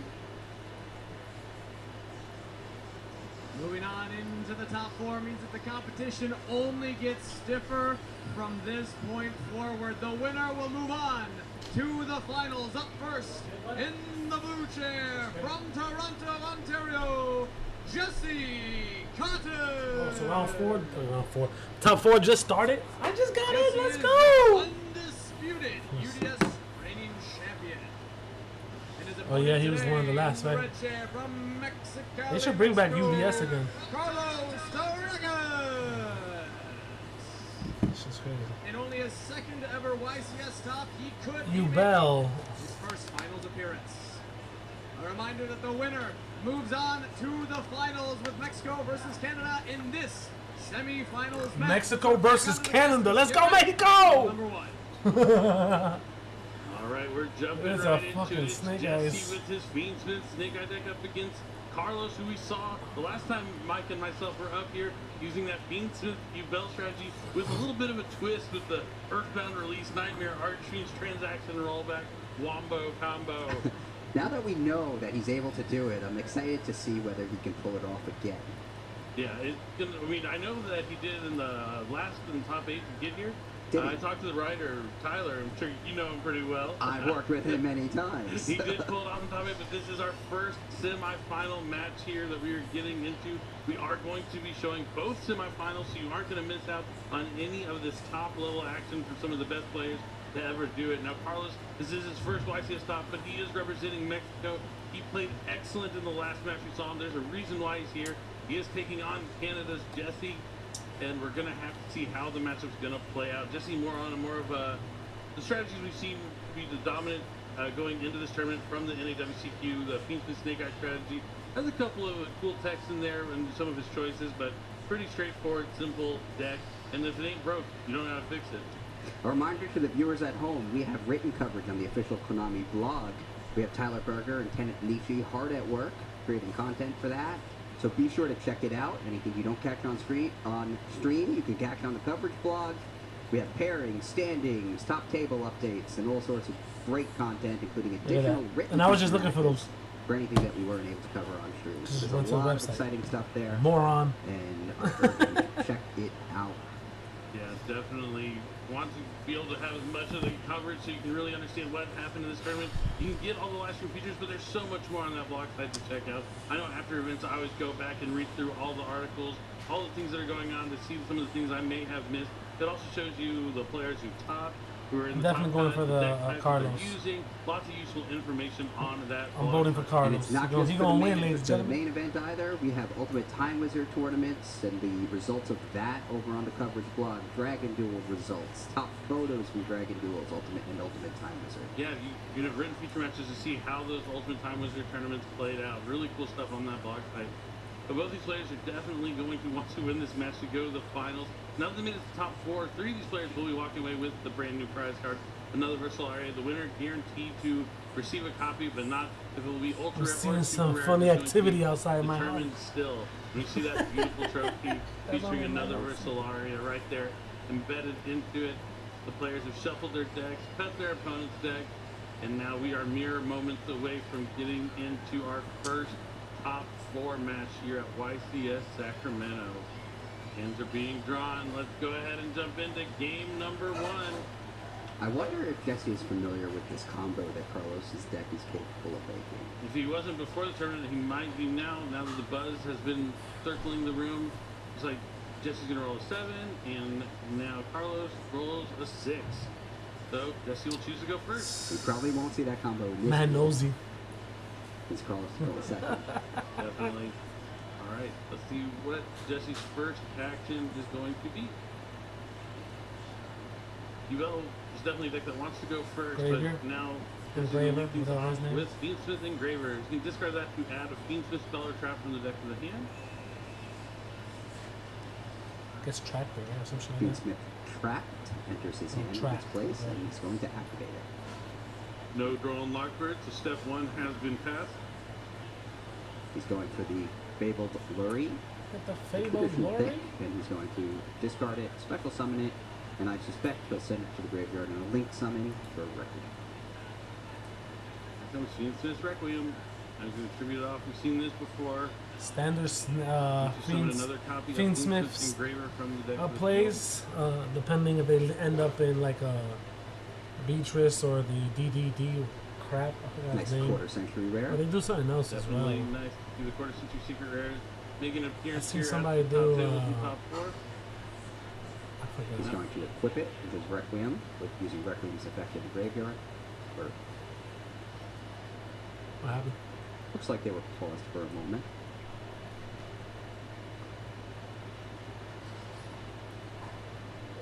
Maybe it's the issue with the mics that they potentially have on them. So they're talking to the tech guy real quick. Then they're going to get right. Yeah. Now we can hear them. Now they're jumping right back into the game. Oh, okay. We couldn't hear the The players game talk. stayed unaffected. Here comes the Requiem. Okay, the mics were It's now probably flipped off. to the graveyard. Whatever, YouTube. I mean, Yep, the original Konami. Sinful Spoils is going to send Requiem. It looks like Carlos is going to look at his hand now. He might have a response. It is Ash Blossom and Joy Spring. That could slow Jesse down. We'll see what he has to follow up with. Still has the Engraver effect in the graveyard. You hear that You can extra, summon back that if you static, do- whatever if you thing. play That's the another AC. card in hand. It's going to be wanted. Yeah, the camera Secure picks the up, Sinful so Spoils. So that's going to let him add Diabell Star, the Black Witch. this to is the good, deck. right? You can hear me, right? And it's going to set him up to draw a card later on this turn by putting back that original Sinful Spoils. You can hear me, right?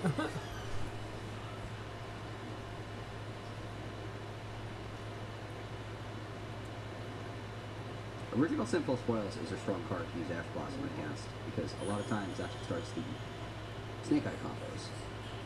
Indeed it is. Now he's going to draw a card. Looks like he either had the Snake Eye Ash or drew into it, but now he's going to normal. Seems like he Snake Eye drew Ash into that, right? and access Snake Eye Poplar. This is effectively rendering that Ash Blossom on the original Simple Spoils useless. This is why I kind of like to hold it just in case for like the summon of Flamebird Dragon or Snake Eyes Oak. You can try and just cut them off later on in the strategy, but it's tough.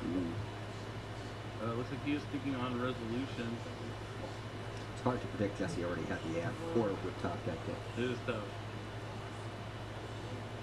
What can he do here? You think he's gonna do like a Definitely a Histio moment put? of thinking here with Carlos. What does he have? But he's going to try Oh, he to has the appear nib. here. Not a bad spot. He doesn't want Jesse to have access to Snake Eyes Flamebird Dragon. Because once that hits the field, it's a lot harder for Nibiru to have an impact. So far, Carlos has pretty strong interaction against Jesse's plays. But Jesse's hand was quite strong too. And he's trying to decide if he wants to put anything in his spell and trap And he with named the effect of the Snake names. Eyes Poplar. Chooses Super not bananas. What could that be signaling he may He was have? like, if you smell. There's nothing we can gain from putting the card in the spell trap zone. The fire monsters, if his Oh, only that's options crazy. are level 1, he might be still looking to summon Snake Eyes Flamebird Dragon later on in the turn. He needs to bring back both of the level 1s with it. But now he's going to follow up with Divine Temple of the Snake Eyes to put a Snake Eye monster from his deck to the spell and trap card zone. That's. You think that was a good nib, bro? Damn, Let's be But this honest. would be another reason not to do it, because you're able to just put that Poplar in the spell and trap card zone as you push forward Snake Eyes Diabell Star. And now if he sends it later on, he can put the Snake Eyes Diabell Star back in the spell and trap card zone, which is pretty useful. So he has a lot of options right now. He can go into Heatha, since there is an Ash Blossom in Carlos's graveyard. That wouldn't be bad.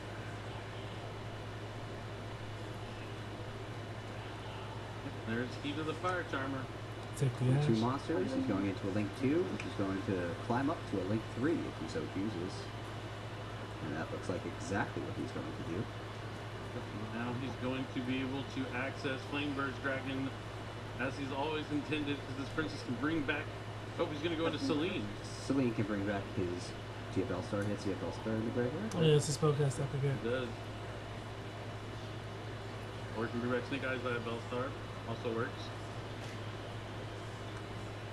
Yeah, I was thinking of what DFL Star to Black Witch, but it It's works. also in there. It's They're also both in DFL there. Star, so. And let's see if where he goes next with this. Maybe usually an Appaloosa from here. Could be if he has a bunch of follow-up plays to make as well. So yeah, there's the Appaloosa with 2 materials. It'll have 16 That's another card that attack needs to points get and banned. 28 monster effects. He must already have some way to deal with that Appaloosa. 3,000 attack point in the Fury to fight. Excuse me. So he's going to summon a Ugh. Graver from his graveyard. This is crazy. That's By gonna be, returning Requiem. it's gonna be met by a Beast-Sealed Druid Swarm, but immediately negated here from the Appaloosa. But that's one less negate Carlos has to worry about on his following Come on, turn. Yeah, Carlos. that's not quite how you want to use your Appaloosa's effect, keeping the Druid Swarm in your opponent's hand. Shouldn't he nib before the Appaloosa? Like, I don't know. Was it? It was No, because. he just wanted. You the think it was Black Witch because he to didn't be want to able see So that the Sacred snake DFL come Star was out? the only DFL Star. Yeah, for him that to card. summon That with, card is a man too. Celine. That shit just gives you So fucking down gas, where he bro. needs to go. Now he's gonna link these two crazy, monsters that card. away for. It's gonna be.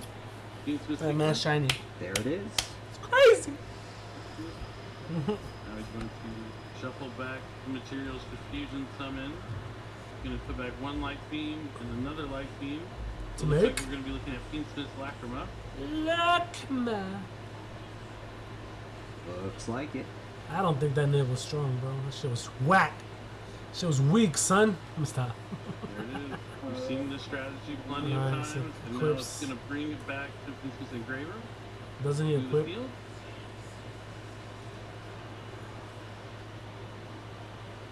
Oh, he does it? Okay.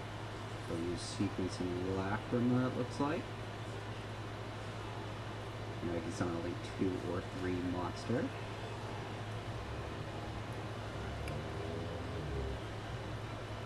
He's eyeing that Promethean Princess, Okay. and that's the way he's going.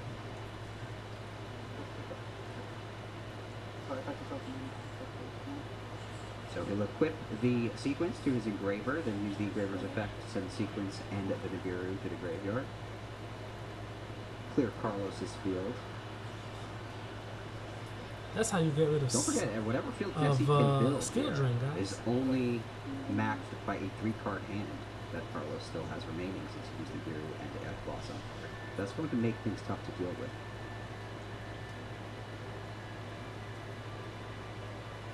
Now, Snake Eye Ash, do summon Snake Eye Oak from the deck, and bring back Snake Eye Ash. Effect summoning Ash gives him an extra body to deal with. Use for link summons. Promethean. You can use Snake Eye Oak's effect to send those through the graveyard to summon Snake Eye Flamebird's Dragon from the deck to the field, finally touching down, so he's not short of materials by any means. That represents 2 monsters coming back. Feels weird giving up a Link 3 so easily, but I think Promethean Princess's strength is in the graveyard. Definitely. And now 2 other monsters being linked away. Could just be an IP Masquerena right here. Yep. Indeed it is. So now he's probably just going to This is decide where to leave Super the Poly Flamebirds on is the field, nice. not have to use the effect to summon back. Looks like he missed the effect of Lacrima, or maybe he chose not to use it, wants to keep it in the graveyard instead of burning for the 1200. Flamebird's just going to put Snake Eyes Diabellstar in the spell and trap card zone. And pass. So Appaloosa with 800 attack, IP Masquerena. I did make sure you saw it, but you can go ahead and... Making sure the deck is randomized. The field spell and the snake moves things, right? If I'm not As long as mistaken. it's I random, always it forget doesn't that. matter if Carlos Then IP randomizes and it then again. to make probably Carlos has like 4 the cards SP now or in his whatever. hand. Appaloosa with 3, I think it is 3. Works in out there? the Appaloosa. Oh no, fits 2 right because he away. already used One looks one like a against Nightmare Archfiends, which is not the part of Bestial that he triggered. So Certainly not one he wants to draw very I sad. don't know, man. Let's see how this you Bell players So that leaves him with figures 2 this more out. Carlos, you got this. cards. Oh my man, we got this, bro. Raigeki. Let me stop.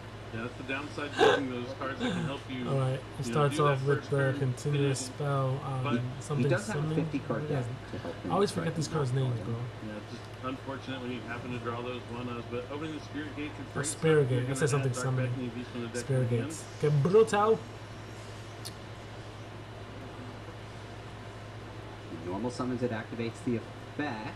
Got met by Dude, Apple Watch. Jesse only has 1 negation with Appaloosa. Oh, he has so one? to That's think crazy. carefully about That's whether he wants to use it. But he had an effect he doesn't veiler! have an effect That's veiler, so he's actually going to crazy. use that negation instead. We keep playing hand traps. That's crazy. Let's move on, Makes a lot guys. of sense because now it's full effect. We're not communicated, but they're he's too gonna be able to strong. link that away for Salmon Great Amaras. This is when Amaras comes in handy, is when you have opening the Spirit Gates and your Dark Beckoning Beast gets negated. He's going to discard Chaos Summoning Beast with his Spirit Gate. excuse me again. A I'm not gassy, fiend with 0 attack points, 0 defense points. Sound crazy, right?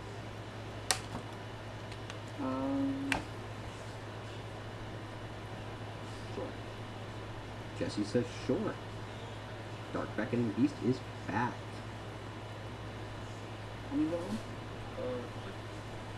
We know one of them's a Druid's Worm. Jesse knows that too. And we, the viewers, know that the other one is the Nightmare Archfiends. When you use the IP Masquerade, Ascending Flamebird, Here comes SP. Link Summon, probably an SP Little Knight. Then effect to banish. Yep. I don't think he Take out got that Dark anything. Beckoning Beast. He's going to succeed. Flamberg Dragon's effect, the special summon Snake Eye Oak. And Snake Eye. Looks like he's got Ash. Yep, Snake Eye Ash in defense mode.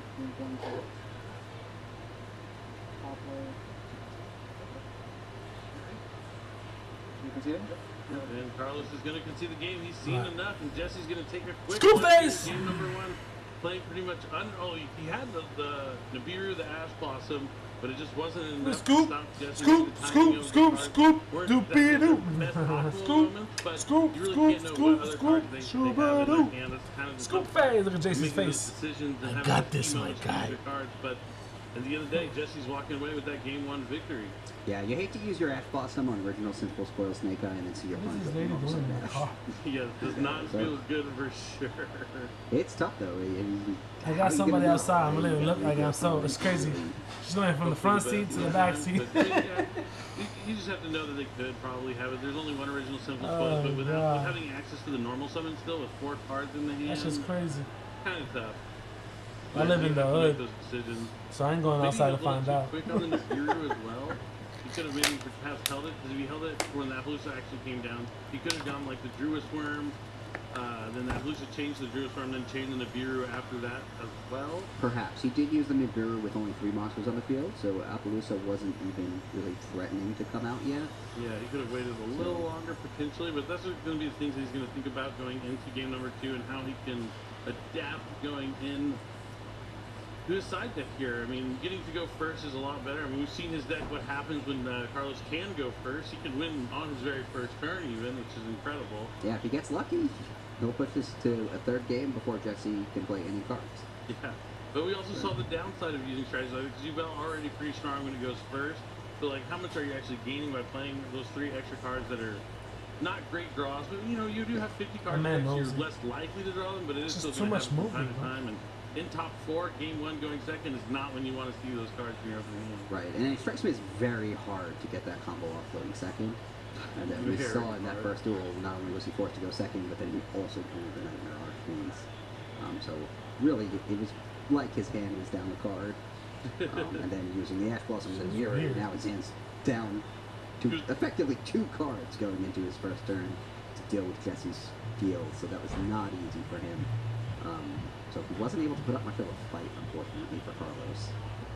And Jesse really showing the power of the Fiendsmith Snake Eye deck, but it looks like they are shuffled up, side deck, and ready to get into game 2 after they shuffle each other's decks.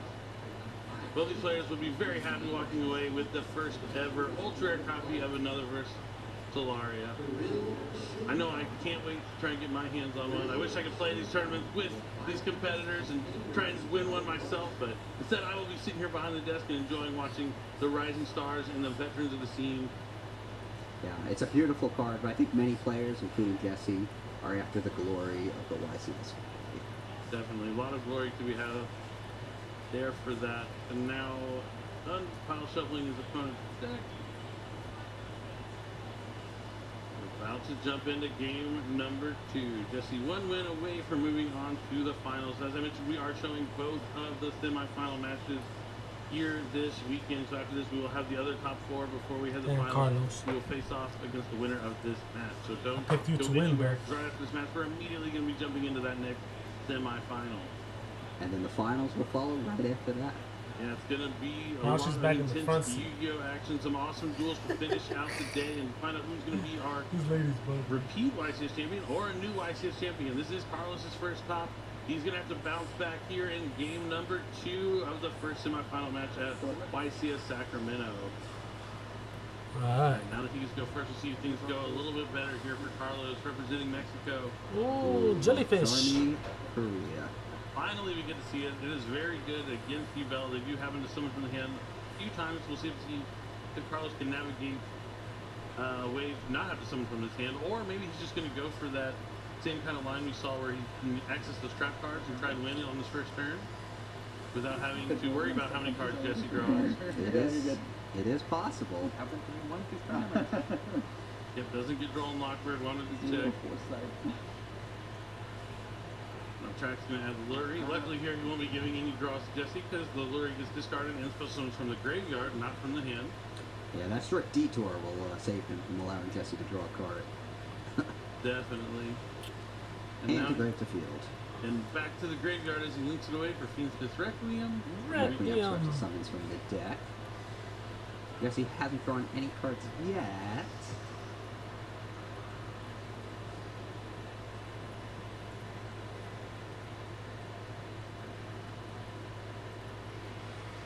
See how much Carlos is able to do here. Carlos kept the mirror in his deck going first, it looks like. Is that common? Yeah, as long as there's not too much you want to take out, because if you have a board, it's a lot harder for them to like break your board and put fast in the beer. Cross out, But Beastly Designator. Jerusalem's going to try and come down for Jesse, and Another. cross out Designator, but Jesse has a Magnum, so he's going to go after that Fiendsmith Engraver. That was brutal. And you see that Jesse led it to Druid Swarm, knowing that if something bad happened, he would still have the Magnum. He might not have a certain target, but he does at least Flame Bird as the dragon at very minimum. And now, He does activate the effect, so he very likely does have at least a Flame Bird dragon in the deck. Could have other Pistials as well. More Jerusalem's, more Ball Drake. Could be. That was rough for Carlos, who now used his cross-out designator basically to accomplish nothing. Yeah, he's down a card. He summons from his hand. Jesse gets more cards. He's going to use Engraver's Effect to send the Requiem to destroy the Magnum.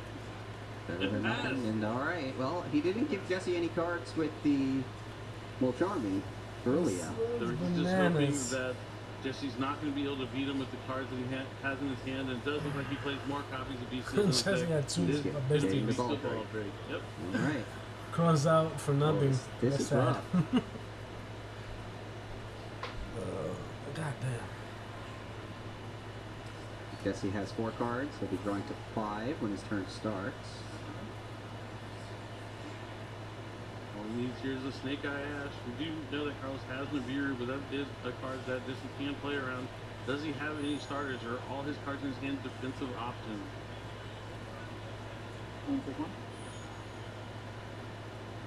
Memphis one is going to start with Jerusalem. We knew he had that. Yes, that and Baldrake, so he needs, well, that and Baldrake alone can get him into Requiem, Moon into Requiem. Yep. So he has plays, that's for sure.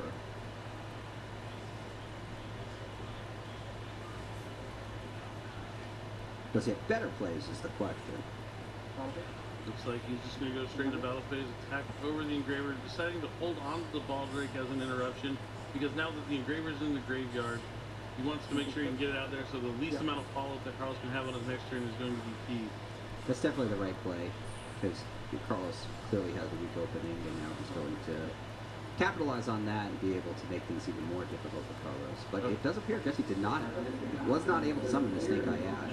Again, we're seeing the downside to running these extra cards in your deck is the girl has a copy of Arching Paris, which is not what you want to see. It's a combo piece you want to send to the graveyard.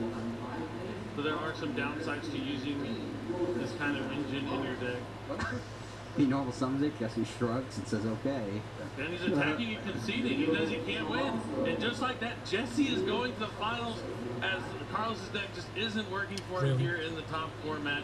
And now Jesse's going to be 1 win away from winning another YCS. That was a rough draw for Carlos, but I think it's the double fucking boring match. deal against Oh, the he had a cross-out nib. designator. Why do you have a nib going first? Yeah, it was just a rough hand. Why he didn't have just anything sign that going out? for him. We didn't. The Mulcharmy Brilliant, even if he did have I mean, some cards, that's crazy. Brilliant is going to cut him off from. Well, That's cut him crazy, off, my but guy. give Jesse so many cards if he tries to advance his strategy. So Jesse's going And to the just, finals. Yeah, really showing the power of the B Seals. His deck's very similar to the one that Aditya won with the Oh my NEWQ, I believe. So we're really seeing that consistent power behind I the wonder strong who, deck that was predicted to do well in the tournament here this A weekend. Tenpai Sometimes, yeah, if it's just a solid as deck, well, you gotta right? rock it and keep going. Oh, that'd be forward. nice. Tenpai versus Snake And now Eyes. Jesse could be making I history, could catching up with definitely another- do some that. other I could players definitely, and I could tying that definitely how many watch records that. when That sounds we're gonna see way those better two than be able Fiend to make Smith, it through Snake in Eyes the versus first ever Fiend Smith, ultra rare, Snake Eyes. another Versalaria. But So let's just hope Carlos is still that gonna we be get playing that. the third, fourth playoff. Carlos can be off screen, and he can still get his hands on a super rare copy of another Versalaria as well. Even after all his wins, it's really nice to see Jesse so happy and excited to be going into the finals. Yeah, definitely. It feels good to win. Yeah. For sure, it's a lot better than losing. It doesn't get old, is what I'm saying. It really doesn't get old. Yeah, I You never, know, Billy. I never get tired of winning. Yeah, definitely. And we're gonna have to see if he has what it takes. If he's gonna be able to draw. Like I don't that get in tired the of finals losing. to manage to win as well. Like when you're Yeah, going second, that's you're it. opening up 2 beast steals, a Mulcharmy. You don't really even need a starter card because you're just gonna be able to have the power of the beast steals to play a beatdown deck. Yeah, I wanna essentially. smoke. He attacked with Druid's Worm, and the opponent conceded on the next turn. Yeah, and then as cool as Carlos' deck is, like sometimes when you're playing some little gimmicky kind of things like the Arching Errors, all those trap cards, even though with 50 cards you're less likely to draw the 1-0s, it's still going to happen from time to time. And for it to happen at this point in the tournament is tough, especially 2 games in a row. Jesse's like, that shit was easy, my guy. Want to see. But I'm sure Carlos was is happy. This was his first a walk in the stop, park. and to make it this far is incredible. And, big round of applause for Carlos.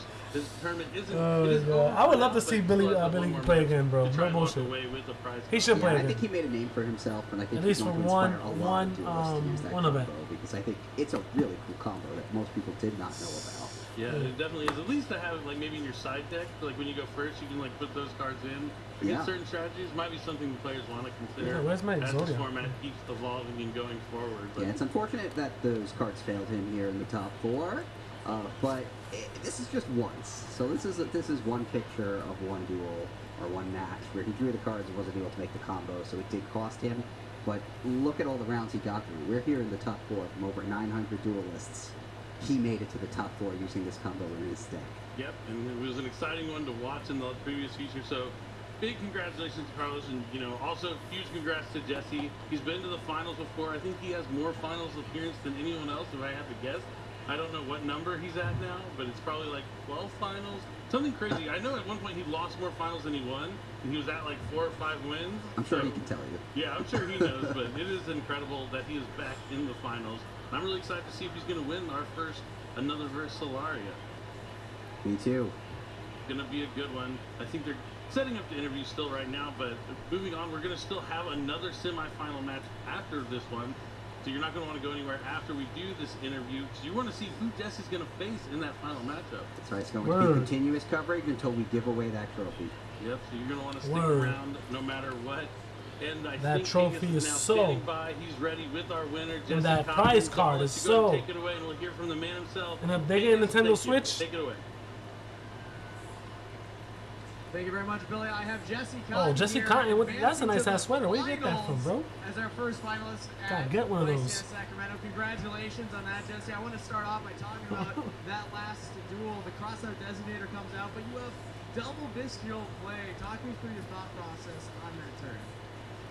Yeah, so I wanted to use Jewess first because I knew the engraver would send whatever I summon. And obviously, if it's a Jewess, then I get the Oh, extra shit, blade to Jesse send the talking. engraver away.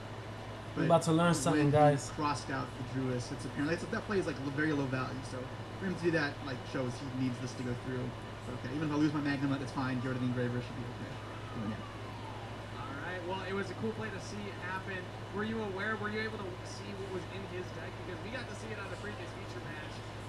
The combo he could pull off doing 8,000 damage in one turn using his Earthbound release. Did you get a chance to prepare for that going into this? For the tournament, oh no, obviously not. But I did catch Game 3's stream when he was top 16. But that's an FTK that's used a lot in Master Duel. Not a lot, but it's used in Master Duel tournaments, so I am familiar with it. Okay. How much was that on your mind? Look at that, Master Duel. Master Duel's coming Truthfully, not into too the much, 'cause it stays the TCG. same, right? If you don't stop the UL deck from comboing, my deck at least is not going to break the field. So whether it's the field or FTK, only makes like a tiny bit of difference. Okay, fair enough. Well, you're going to the finals. This would be your 6th YCS win, correct? And if you win, and that would put you in a very small group of duelists that have ever achieved that. I believe only LeBlanc has pulled that off in the past. So what would a win mean for you as a duelist in your career? Be happy? I don't know. Like, I don't know how to respond to that. Just another day for Jesse Cotton. Congratulations on the win, and maybe we'll talk again later. Everyone, Jesse Cotton, we're going to send it back over to the casters. Thank you, King. It's good to hear from the man himself, Jesse Cotton. It's a big part of keeping your emotions level, not getting too excited, not getting too sad. You stay somewhere in the middle, that's where your mind is going to be at its best. You see him walking off stage, and now he will be awaiting his opponent as we move on to our second semifinal match. But before we jump into it, That's I want the to goat talk right there. about something amazing we have going Jesse on. And that's right, it's Cotton. regional season. So let's go ahead and talk about the Info Regional Game Map. Might be upcoming events. Let's go ahead and look. It is upcoming events, not the Info Regional Game Map.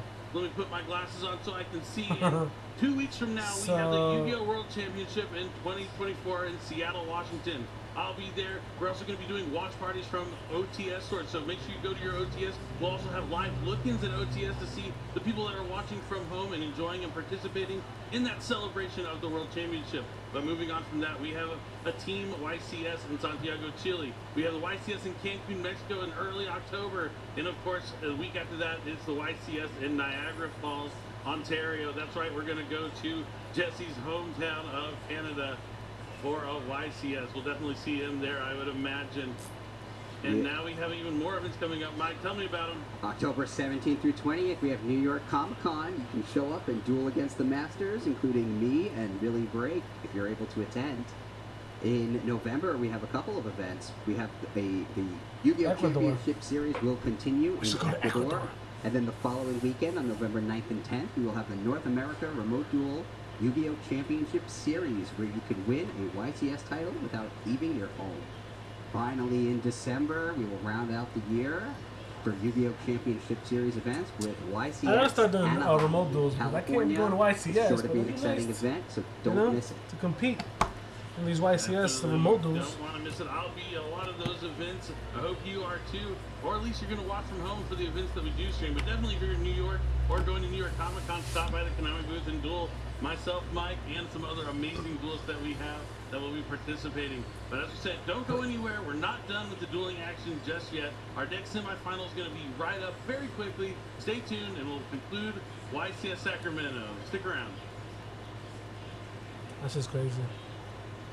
Dragon Duels. Shout out to the upcoming duelists. I wish my kids get into this game. I got one, but he's into like magic. He's like, I like magic. Magic is cool. Oh, I see a dinosaur player.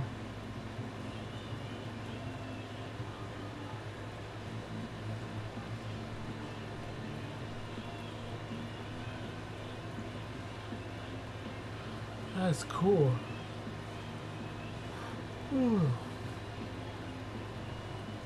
I love dinosaurs.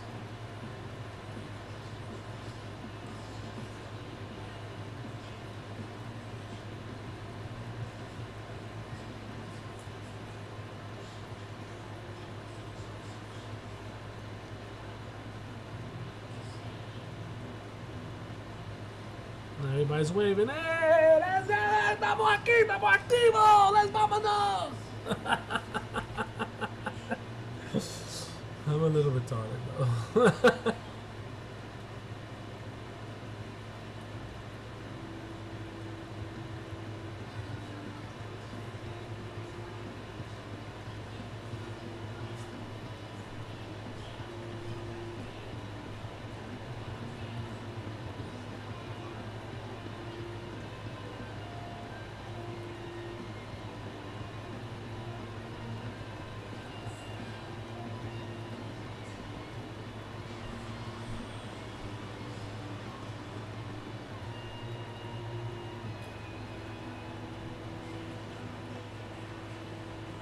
Yo, there's only one good sneaker right there in the bottom. I don't know if you guys, you guys can't see it. I'm blocking it with that thing. Huh. Got nice, cool dunks.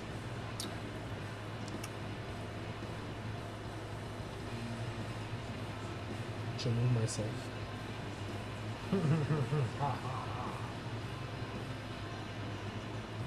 Omega Gaming, that's the crazy.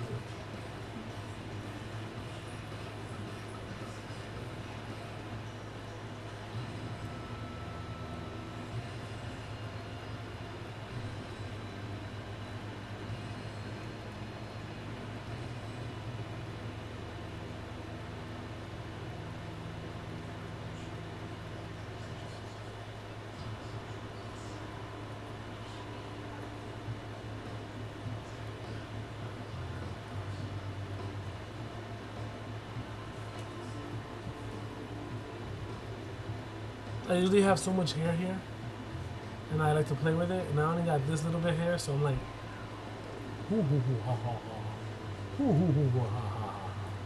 What is that he holding?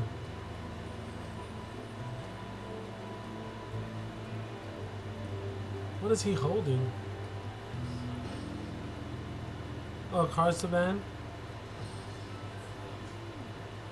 We can't see that far. Come on, Konami, zoom in! This nigga said suck it in the background. Another one. Suck it!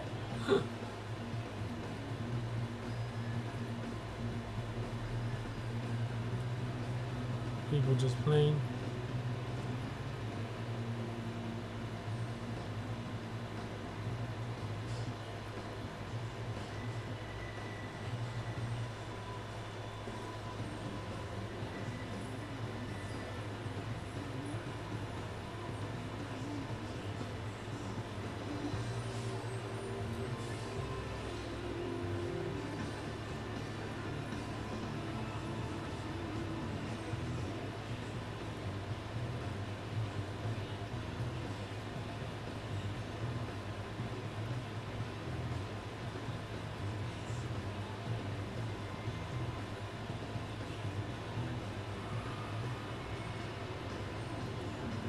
Where did the guys go that was like, suck it?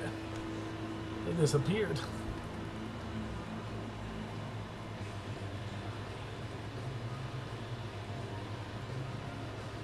You think they got in trouble? Oh, look, a fellow. And welcome back to YuGiOH. I was gonna say a fellow Unique player. Really down to the last Asian, couple of duels Asian here. We just saw persuasion. an He was on the incredible first semifinal match. We're about to go This into is the crazy. second semifinal to figure out who will challenge Jesse Cotton for the championship title here. It's been just some incredible gameplay so far, don't you think, Steven? Oh, absolutely wonderful. I hope they have the These have Tempai been a player. masterclass in master dueling, and I cannot wait to see what these people can have in our top 4 match between Zachary and Andre. Figure out, like you said, who's going to fight against Jesse Cotton, one of the best players in the game. Well, let's One. go ahead and go down to the stage here because we can't introduce our duelists any better than Stephen Kangas can. So from 2 Stevens to 1, let's go ahead and throw it to the stage. Thank you, Steven. And Steven, we are on stage yet again at YCS. Steven with and one semifinal Steven. wrapped up, which means This it's is time not to funny. introduce our second pair of semifinalists. First up, in the blue chair from Houston, Texas, Zachary Rodriguez. Zachary has been playing since 2008, and this is his 5th YCS top. His opponent today in the red chair, all the way from Sussex, England, Andre Delury. This is the furthest that Andre has ever made it in a YCS. He's The playing for duelists Tier are 0. set. The stage It's in is Europe, I think, ready. that Let's see team. who's making it to the finals. Back to the casters. Thank you so much, Stephen Kangas. You've been absolutely killing it. And there we see Zachary piloting Team Smith Snake Eye, the deck of the weekend. And here we see Andre piloting the same Tempai Dragon deck we saw him use earlier in his match against Alex. Those golden eyes of Tenpai Genroku just staring deep into the camera there. It's going to be really interesting to see. Both of these duelists coming from great communities. We know how great the European community is. Texas, certainly a large duelist community as well, but they've got to represent their teams as best as they can in their relative regions because only one of them gets to advance here, but each region should be very proud of these duelists as we go into our semifinals, match 2. And this top 4 specifically had a duelist from each region. We have Zachary representing the U.S., we have Jesse representing Canada, we had Carlos representing Mexico, and now we have Andre representing the UK. Of course, I wonder if we will have a U.S. representative in the finals in Zachary. It should be really exciting. So basically, I would top say in 4 terms of was energy, Yubel, Andre Fiend has a Smith, little bit of an advantage 2 because Snake he's Eyes, just beat and a, 1 Tempai. Snake Eyes. Into I know how to start playing earlier Tempai, for his guys. top 4 placement, I believe. So he feels really well placed. I'm not sure how many Tenpai Zachary had to fight through, but I'm sure he is well versed in how to deal with this matchup, and I can't wait to see how he chooses to go about fighting it. There's certainly a reminder, Andre talking about how his friends at home helped him prepare for this, and it is important to find different duelists to play against so you get a wide berth of experience in dueling philosophies there. It's one thing to just have a best friend that you duel with, but you want to go to your locals and make as many new friends as you can because every single one of them is helping you prepare for this moment. If you are up here on the top tables and your dueling career is on the line. Preparation is the be-all, end-all when it comes to playing at Yu-Gi-Oh! Because at the end of the day, if you're not prepared for what your opponent is going to do against you, they can surprise you with almost anything, and you can lose no matter how strong your deck is. It does help that Andre is playing Tenpai in a very different style, as he mentioned in his interview after that last game that he won. And he has a little bit more experience over the course of the tournament playing against a lot of the Fiend Smith Snake Eye, because again, that is a very popular deck. So it will really depend on if Zachary has that matchup knowledge and experience here, or if Andre just has the secret cheat code to get through. I believe Andre did say, keep him coming. I'd be happy to take on more and more Snake Eyes. No big deal to him. That's a mark of a true duelist, right? Just line him up. I'm sure after he, advances in the tournament, if he doesn't make it, he'll Matt be dueling Confident probably versus within Snake the Eyes. hour. And I was able to catch Zachary playing in one of our pre-recorded matches earlier in the day. I don't know. He's no slouch either. He knows that the best way to pilot this Tempai deck is kind to of look at his strong deck list. He has against plenty of the ways to Snake Eye combat whatever it is matchup. Andre is doing. They Let's keep go it ahead and above. throw our tables here to figure out who's actually going first for this game, as our duelists are now shuffled up and ready to play. We have drawing 5 here, and likely get the dice rolls. Those sacred dice are placed on the field. We've seen a lot of evenly matched dice rolls. Let's see if this dice try gets us the same way. Oh, well, yeah, doubles. And another 10, and he's Well, that's one. enjoy this matchup. Be right back, Again, guys. How we started yesterday. And again, Snake Eye. Rolling Snake Eyes, that's and a 3. Wow. Maybe that's a sign of how close this match will be. He marginally scraped it by 2. Andre winning that dice roll, I think, did he just say, I'm going second? Oh no, I think he's going first. Wow. Oh, I know. He's just using the Molchami Borrelia. Ash Blossom, Joyous Spring countering it. Okay, so we're getting right into this as the cards playing from both sides of the table here. Next, we're going to see Bonfire adding a Pyro Monster from the deck to the hand. And this could be a really good start here, getting that Snake Eyes Ash, which gets us into the bread and butter of all Snake Eye combos. Go ahead, normal summon and automatically search for Snake Eyes Poplar. Poplar's effect will now special summon it to the board. So far, everything goes pretty textbook. Nothing too crazy here, no additional points of interaction. Perhaps that Molchami Borrelia was supposed to get more basic reinforcements here, but since it was negated, at least it takes away that Ash Blossom, so when Andre gets to play, he'll get to do something. Any of my Master Duel fans out there know how powerful effects like Borrelia are, being able to draw cards in the middle of your opponent's turn and draw even more interactions when the drop comes from your deck. Super strong.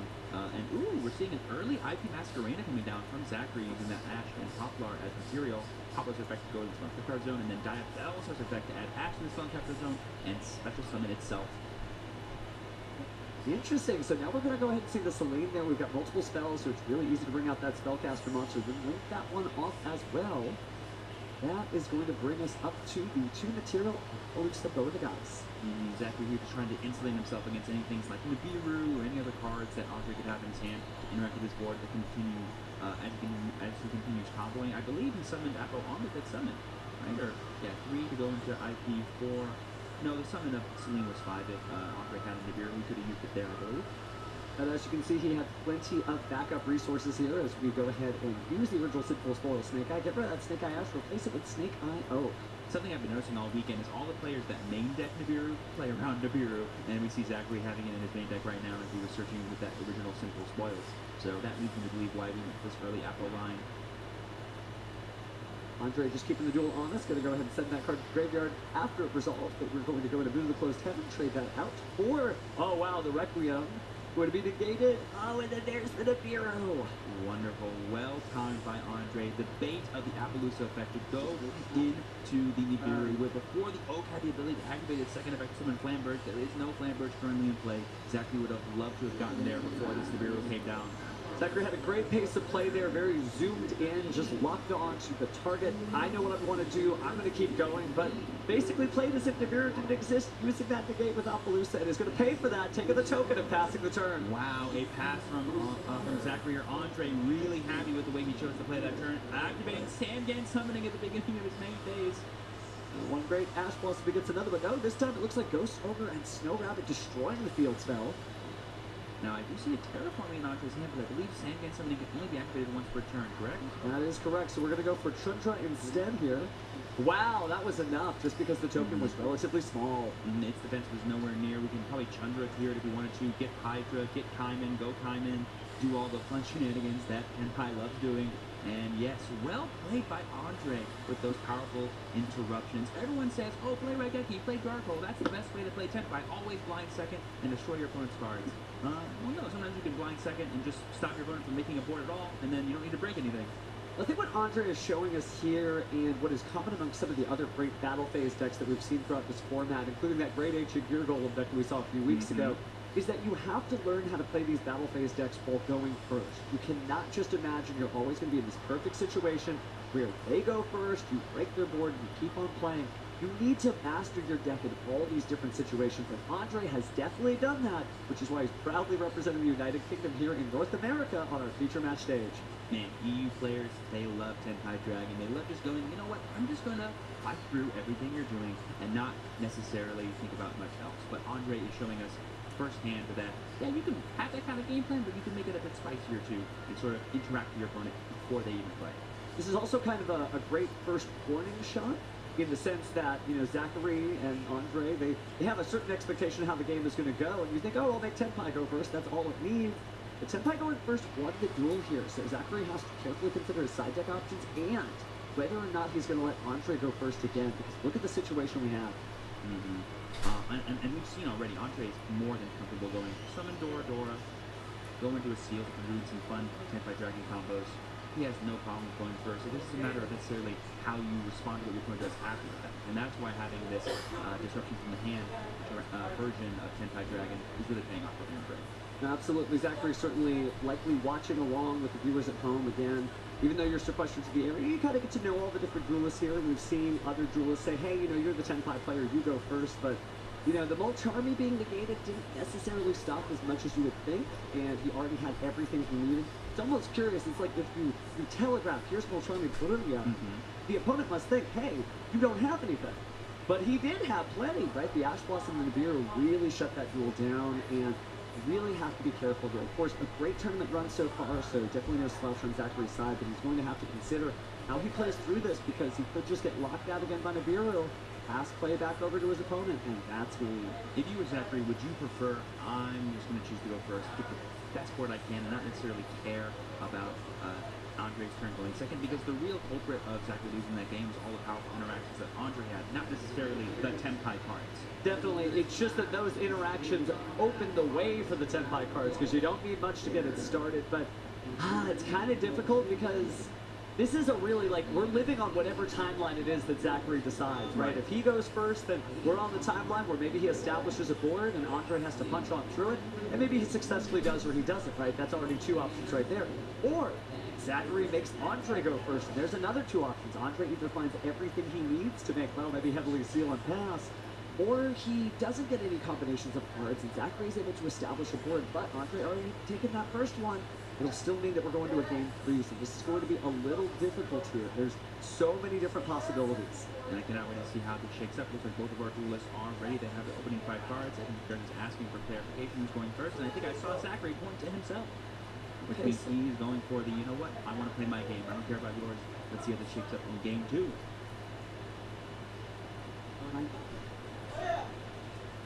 Here we go. Yep, it is Zachary going first, beginning with that Snake Eyes Ash in his main phase, uninterrupted. I don't know if I saw anything in Andre's hand that could have interrupted it. I believe I saw a Nibiru the Primal Being as well as the Cosmic Cyclone, so there could be some interesting stuff depending on how far we get into the game state here. But speaking of game states, we're going to go ahead and add that Divine Temple of the Snake Eye here, activated. Likely bring out the Snake Eyes via Bellstar. I think I saw a can for Zachary over there. I saw a bunch of cards. Did I even see Dragon in there? Certainly possible. Definitely would slow down some of the searching here. But speaking of searching, let's go ahead and activate that Snake Eye Ash. Go ahead and get rid of that Snake Eyes via Bellstar and go to the next one. So that Snake Eyes out. Alright, because you did see that Nibiru was a summon number 3, I believe. 4 if you include the Snake Eye Ash, I believe. So it's going to have to be really careful here. This will be getting Flamberge here, maybe insulate against the potential Nibiru. Definitely would be heads up. Think about it. If anything happens that involves Nibiru, that'll send that Flamberge to the graveyard, and 2 monsters will hit the field. So here's the difficult decision. Yeah, but we saw Andre has no problem waiting for the right time of Nibiru. He did it in game 1 and it paid off gangbusters. And here we see him going for the throw here, activating the Nibiru as early as he can on the summon of the Closed Heaven. I think he sees the value in turning off the Fiendsmith part of Zachary's deck here. Certainly, if a Fiendsmith Desiree hit the field, it would be difficult to play through that. You need to be able to punch through as few options as your opponent has, right? When you think about the 10-5 deck building philosophy, especially Andre, who's showcasing just, you know, a flexibility of going first, going second, you need to be able to slow down your opponent so there's less things for 10-5 to have to deal with when you get to that sacred battle phase. And the rock has been dropped, and now where do we go from here? This is actually a pretty big token, I believe. Probably like 4,000 attack. Yeah, had the Flamberge, had plenty of monsters come out. I believe it was Flamberge and the Closed Heaven. So not the biggest Nibiru we've seen, but not too bad as far as tokens go. Here we're attempting to use the effect of Snake Eyes Bellstar, moving Snake Eyes Papa to the Spelling Factor Zone and summoning out. We are then going to link using the token and Snake Eyes Ash, going into IQ Masquerena. Certainly feels pretty safe now that Nibiru is gone, right? Doesn't mean you are completely invincible, but at least you can play. And I did see what appears to be an Ash Blossom Growth Spring and a Nibiru in the hand of Zachary, so a lot of different options there. I think he has 2 Ash Blossoms specifically, which is maybe a little too many, but could be good depending on how long this game ends up shaping out. be certainly a grind game that helps us out. But speaking of grinding out, looks like we got Promethean Princess Bestower of Flames at the field and bringing back a Snake Eyes Flamebird Dragon. Yeah. Even though he didn't have access to his Fiendsmith part of his deck, the Snake Eyes part is more than good enough at playing around things like Nibiru, or in this case, playing through things like Nibiru, because having that really powerful fire package in your extra deck in the form of Promethean Princess to recycle your cards like Flamebird sets up boards exactly like this one. And now we're going to go into a Phoenix with the Arc Fire Lock, and now we can go back to what the game was before. Oh my gosh. Okay, so it's 2 Ash Blossoms, a Ghost Rabbit, that was the other card I saw, and Nibiru. So if you include all those interactions, plus this High Fiend, the potential SP, plus the Flamberg, I see like 5 points of interaction. It's not too bad when you consider what Snake Eye typically tries to end on, even without the Fiendsmith access. It's still pretty strong because Promethean Princess obviously will come back there. The Flamberg Dragon is going to replace those resources. Speaking of resources, here comes Sangya and Summoning. Let's see if it resolves. If this does resolve, all of those cards in hand essentially will no longer matter once Andre starts summoning Fire Dragon monsters during the main phase. We saw Zachary Ghost Rabbit this last time. It didn't exactly pay off for him, but it could be. Oh, and there is the Cosmic Cyclone. Lose 1,000 life points, but banish that monster before it hits the field. No, it's not going to the graveyard. So be just a little aside. I think Andre's just getting ahead because he might see red here. That's usually what happens when you play a 10-type Dragon deck and you have Sandman summoning plus Hydra. Go ahead and search Kaiman here. There we go. Now it could be as simple as enter the battle phase or summon that Chunder that's already in our hand. Wow, we really do just have all the dragons in Andre's hand. All dragons all the time. It was a great new dragon theme. This could be a I believe thinking summoning. You can't princess, right? Because that. Well, they're just unaffected, so you can still say, hey, I'm going to destroy you. It just wouldn't be destroyed. Okay, great. I just wanted to double check. Is it will trigger on the summon? That is correct there. We're going to use that, and I think we're reaching for the Ghost Ogre and Snow Rabbit, so get that off the field. And Andre waiting to activate the effect before he actually goes for his other dragon effects makes a lot of sense to me. Definitely saw that Ghost Ogre and Snow Rabbit coming. Been a great choice for a lot of different decks to exploit some vulnerabilities, ensuring there's face-up cards. So now we've kind of evened things out, field spell being gone, but we are going to the battle phase. The thing that Zachary needs to watch out for is he cannot let Transcendence Dragion hit the field, the level 10 10-type dragon synchro monster, because that Nibiru in his hand will not be worth anything if he does that. Well, it was our first attack from Chundra, and here comes 10-type dragon Adra.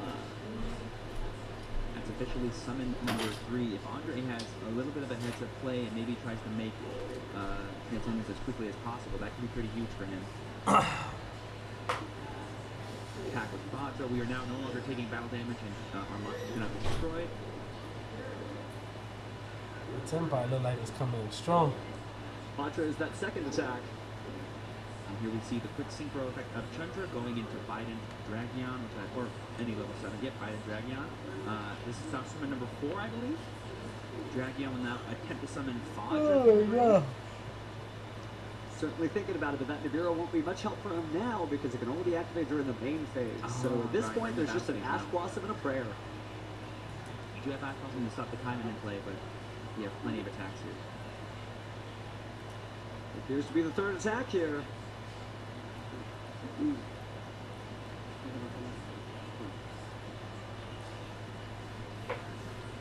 Yeah, I'm just laughing in my head because I just got back, but I know what's going on with this Tempai shit. I've been on the other side. This is unfair.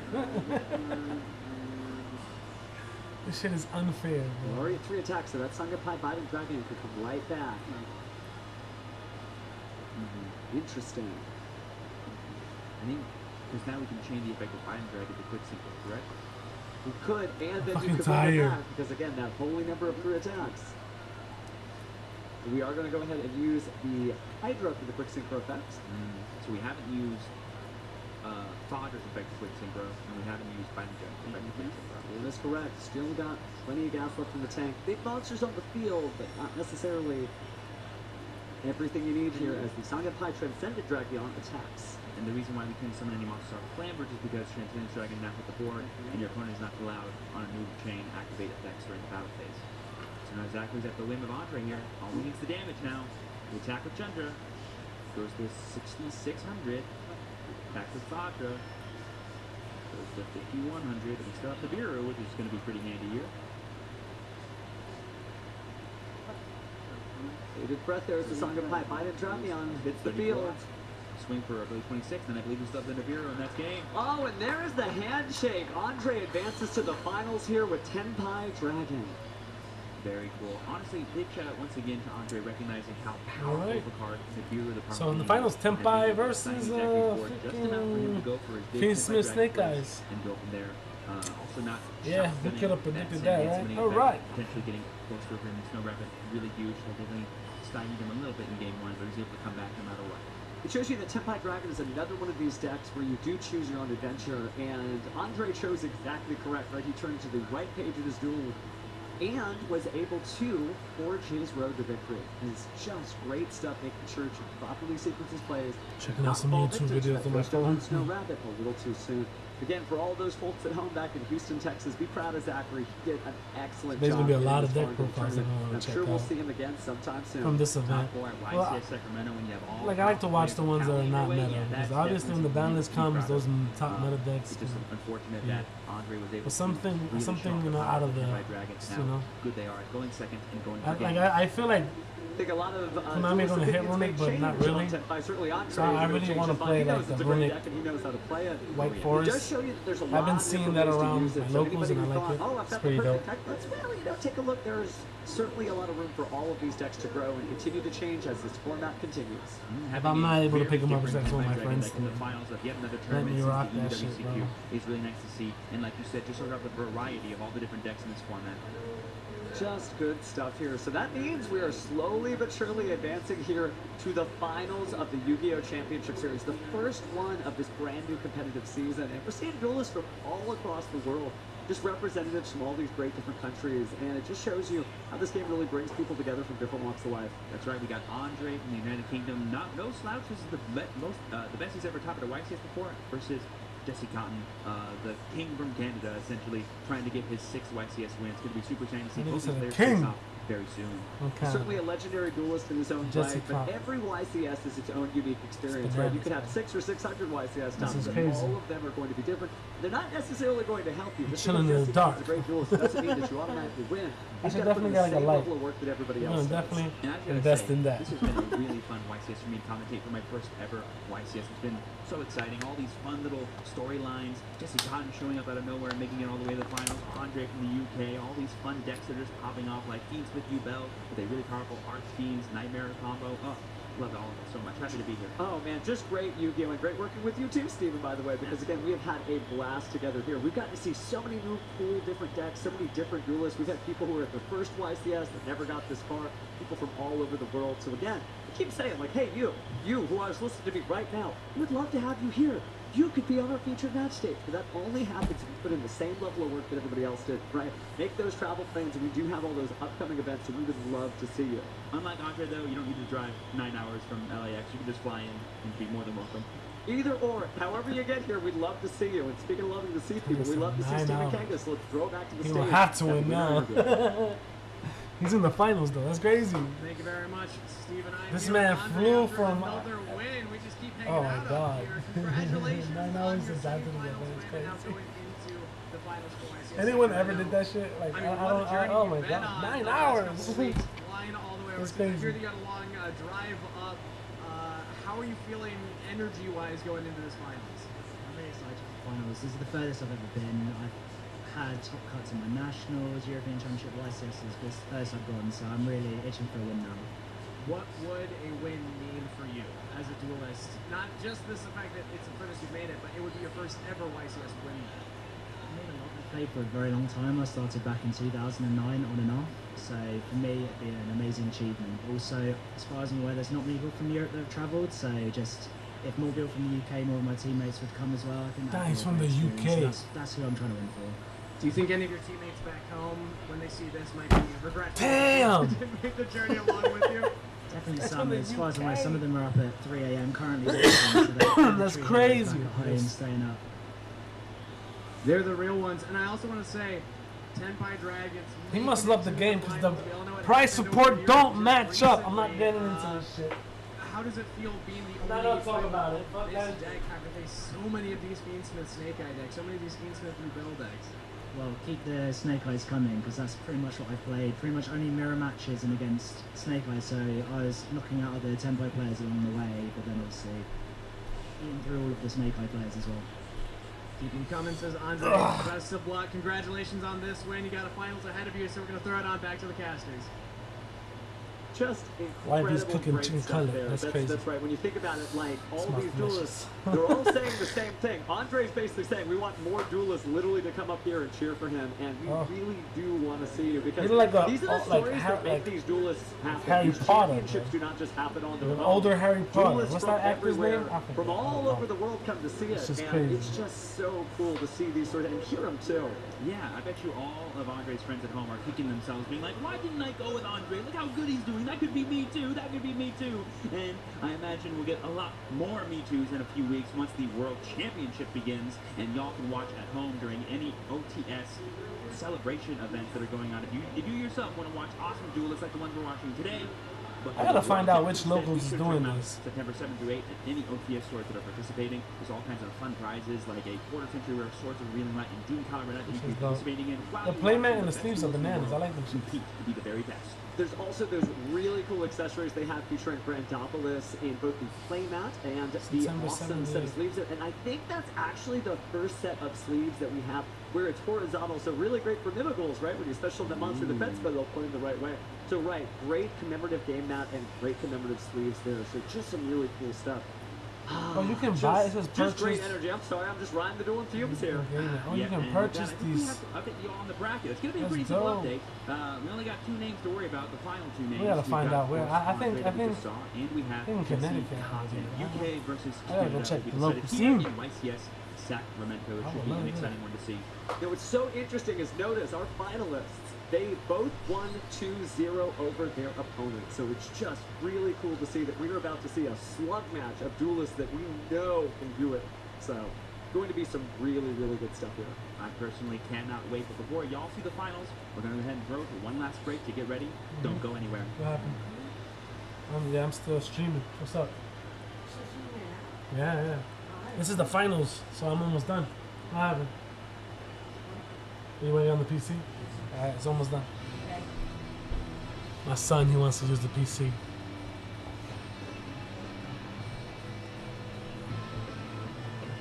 That's like another reason why I don't really be playing online.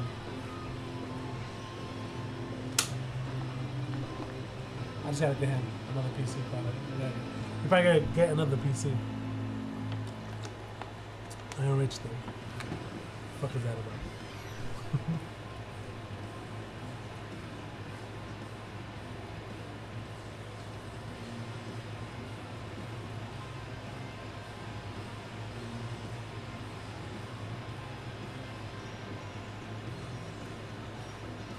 There's so much I want to say right now. No bullshit. There's a lot of funny characters on the stream. Here's, I ain't gonna lie, because if I was there, I would have been doing the same shit. Oh, pop up every 5 seconds, like oh. I'd have been acting like a weirdo too.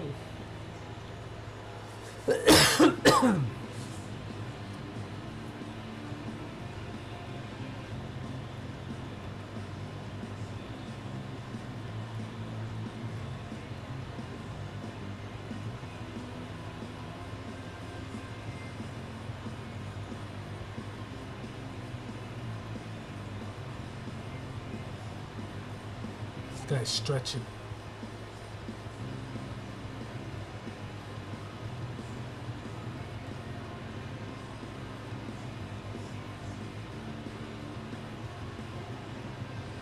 The fact that they all think they knew the camera was there. Why they lying, son? Why they lying?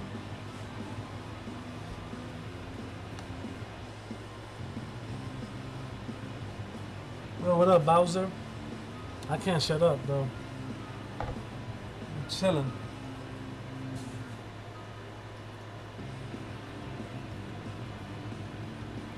What are you doing?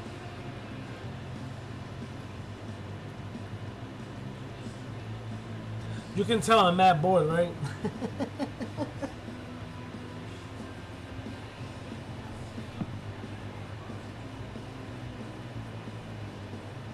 Mexican One Piece. You saw that shit, bro?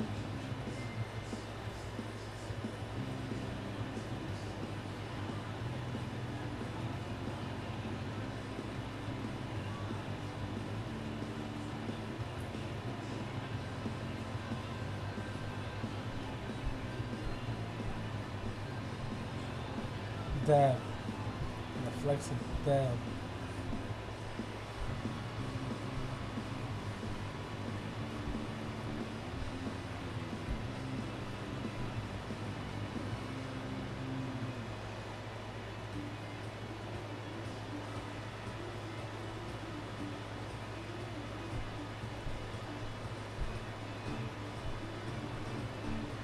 Bowser, you still here? You going to the regional on Saturday?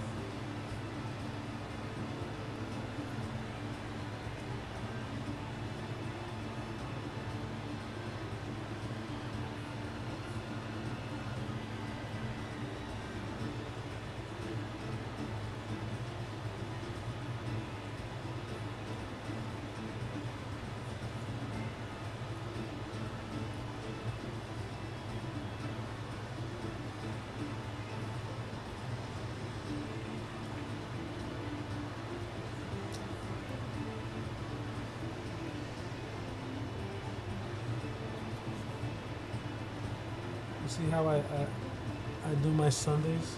Just chilling home, doing nothing, watching YouTube. You gotta love it.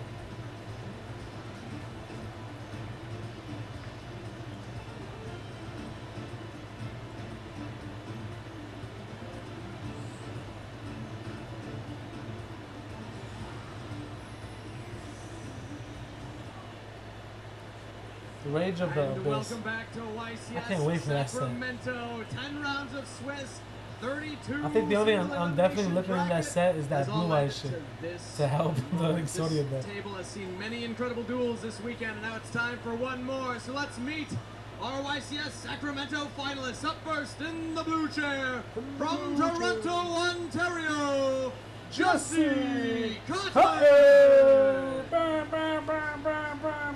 Jesse is competing for his 6th. I should have started doing some YCS effects. title. And his Now I opponent know. today in the red chair, flying all the way from Sussex, England, Andre Delary. Oh, fuck him. That's nice. Andre is chasing He after winning, his my first guys. I'm telling you ever niggas right now. YCS title. I know I said it Stage last is set, the time. I was duelists are ready. wrong, Let's but throw this it over to time, the commentators he winning. for duel number 1. Senpai winning, bro. All right, thank you, Kangas. It's exciting to finally be here at the finals of YCS Sacramento. We've seen so many different decks from Labyrinth, Tempai Dragon, White Forest has been all over the place. We even saw White Forest Runic make it to top cut. That's the next deck I'm going to try out. But now we made it to the finals, and we have Tempai Dragon taking on Fiend Smith Snake Eye, 2 of the top decks of the format, and 2 incredible players that are going to be facing off to walk away with that first ever Another Versalaria. Yeah, we saw a really quick round in the previous top 4 match, which is what Tenpai Dragon decks are notorious for. So this could be over quickly. Yeah, both the players were able to win their semifinal match rather fast, but now only one of them can win this round, and we're gonna find out who it's gonna be. We have Jesse up against Andre. Jesse's representing Canada, Andre out of the UK from Sussex, and it's going to I ain't gonna be lie, I an like this match. exciting match. I really don't know which This one is of these gonna be players is going to win. They both played phenomenal. Seems like Andre's doing some things with Tempai Dragon that we haven't seen other players do when they're first to go for it first. And Jesse, on the other hand, a well-known player, decorated duelist, going after his 6th YCS championship title. He is not a stranger to the finals, and we are going to have a Tempai wins YCS this. Does champion that crowned like, here in mere moments. Unfortunately for Andre, at this point Jesse Is that- must is know it that now the Andre better is on deck? Tenpai Dragon. So if Jesse it? wins the die roll, he'll know. I mean, I don't see the bandits Second touching that. to Right? anything. Yeah. Yeah, there's definitely a lot of more information now that there's only 2 people remaining in the tournament out of Maybe. over 900 competitors here this I could be weekend. completely These are the wrong. players that made it all the way to Konami the can do whatever the finals. fuck they want. Now, of course, Jesse, you know, he won that Undisputed Ultimate Duelist Series. He had those 2 buys. He gets 2 buys in every tournament. So he already starts off 2-0 every time he enters the tournament, which might help him, you know, advance to the finals It's a little not bit more fair, than bro. some other players.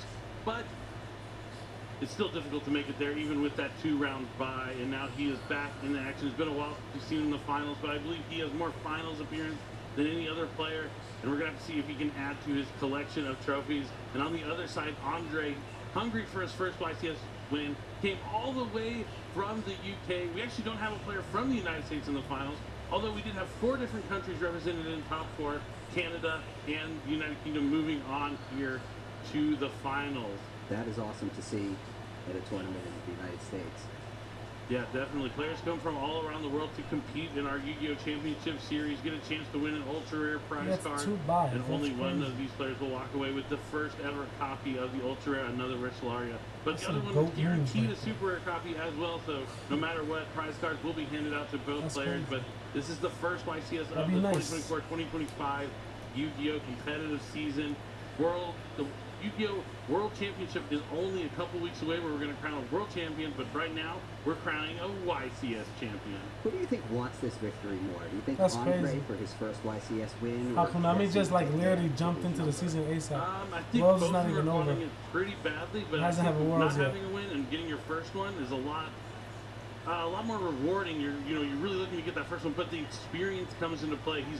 Jesse's been in the finals before. He knows what it's like, but that can also take off some of the pressure. But you're right, it might not give him that same. I'm not energy, mistaken, that it same used to be desire, like Nats, that fire that burns inside. Then we take a to little win break, a trophy. But he Worlds, definitely and then wants we to, start again. Make sure his name is at the top of the list when people talk about some of the best That's duels how it of u- all I time. think that's This how it is used to be, right? I'm not opportunity bugging, to right? achieve that status. I I love believe that so. Fire and Andre is represented by the It's crazy. Tenpai Dragons themselves. Definitely. Hey, We've seen YCS some before really Worlds. excellent plays, and being able to win going second is the name of the game. And now that Jesse, you mentioned this earlier, Jesse does know he is probably on Tenpai Dragon. He probably got to watch the semifinal match since they did run back-to-back as they did. We'll have to see who wins the die roll. Andre's probably really wanting to win the die roll so he can put Jesse going first. But even if Jesse wins the die roll and lets Andre go first, I think he has some tricks up his sleeves that help him get all the way here into the finals with the Tenpai Dragon strategy. Yeah, I don't think he got to the finals without some sort of plan for what he's going to do when he's forced to go first. Definitely not. The trophy there is sitting on the table, showing the beautiful. The another trophy's Bristol nice, area though, etched but into that amazing YCS. The YCS cards, trophy. I don't get it, bro. Like It looks like the duels are shuffled up. I like Cards have like been the prize drawn. cards They're like opening with hands. They're effects. just moments away. Like Giant Hand. Before we get into this here, That was they a roll cool the ass dice to XCs back see in who the is day. going to get the power to choose who goes first. This might be one of the first finals I've ever seen. Yeah, where vanillas, the players bro. want to win the die roll, so they can just not go first. In my mind, I'm like, why, Neither of bro? these players want to go first. It's great to see the players all both friendly with one another, sharing a laugh. Maybe down the something a little line they're bit. gonna have like a special deck. Even though only one of them can win, it's not as tense. as it Maybe might I be. don't know. Definitely. Because they're both playing a game that they. All right, it's time be to one of those. duel one more time here at YCS Sacramento. Man, Jesse It's can't- game one of the finals. It's crazy. Like I Good want luck. the Tenpai to Get win. them Like in I'm shape, picking getting now Tenpai. the all-important Jesse die roll. Cotton. Who is going to choose not to go first? Three for Three. Jesse. Looks like Jesse may be going Jesse's first nice. here. Unsurprisingly, Andre chooses for Jesse to go first. And there are 65 minutes in this round, not the 45 usual rounds. They get 20 extra minutes here in the finals, though. If the semifinal matches were anything to go by, we aren't going to need those extra 20 minutes. We're going to be done with this match quickly. But draw phase, Jesse's going to start with Wanted to add Diabellstar, the player on Joel Lockbird, but Andre has Molcharmi Perilia. This is huge, especially with yeah, Diabellstar he being dropped added the to the hand. jellyfish. That's an awesome main deck card for Tenpai Dragon, which typically chooses to go second. Definitely, Molcharmi Perilia, definitely one of my favorite cards out of the Infinite Forbidden. This is going to have to play into it, discarding Snake Eyes Diabellstar, does summoning the Black Witch from the hand, and that's going to let Andre draw a card since the monster was summoned from the hand. Tenpai Dragon decks are so good at wiping out the opponent in a single battle phase. It's not like he can afford to not summon from his hand and leave up no defenses whatsoever. Definitely, especially against Tenpai Dragon. That's But he's crazy. going to set That original jellyfish is simple so good, spells bro. and then use that to send the Black I Witch to the need graveyard. that jellyfish. Now Andre's I going swear to to think God. about her I got response. one. I Nothing need here. like at least two. You gotta play 3. Fuck that shit. We're just gonna have to give him another I should card. just- Sometimes I you just should have to order do them it. The shits. Ash is Fuck. going to add the guys Poplar probably. There's a I wanna good play it chance in my that Exodia Summons deck. that poplar from his hand. I That's know. one more card for Andre to draw. It's a good idea. Already drawing In 2 my- cards my- from the my- Will Charming Perilia. I wanna try it. I've been trying it online. Jesse is not happy with this one. Alright, now the Snake Eyes Poplar effect deactivated. It looks like, yeah, he did. He's picking up his deck. He's going to go ahead and grab Divine Temple of the Snake Eyes. Andre did say it's fine. There it is.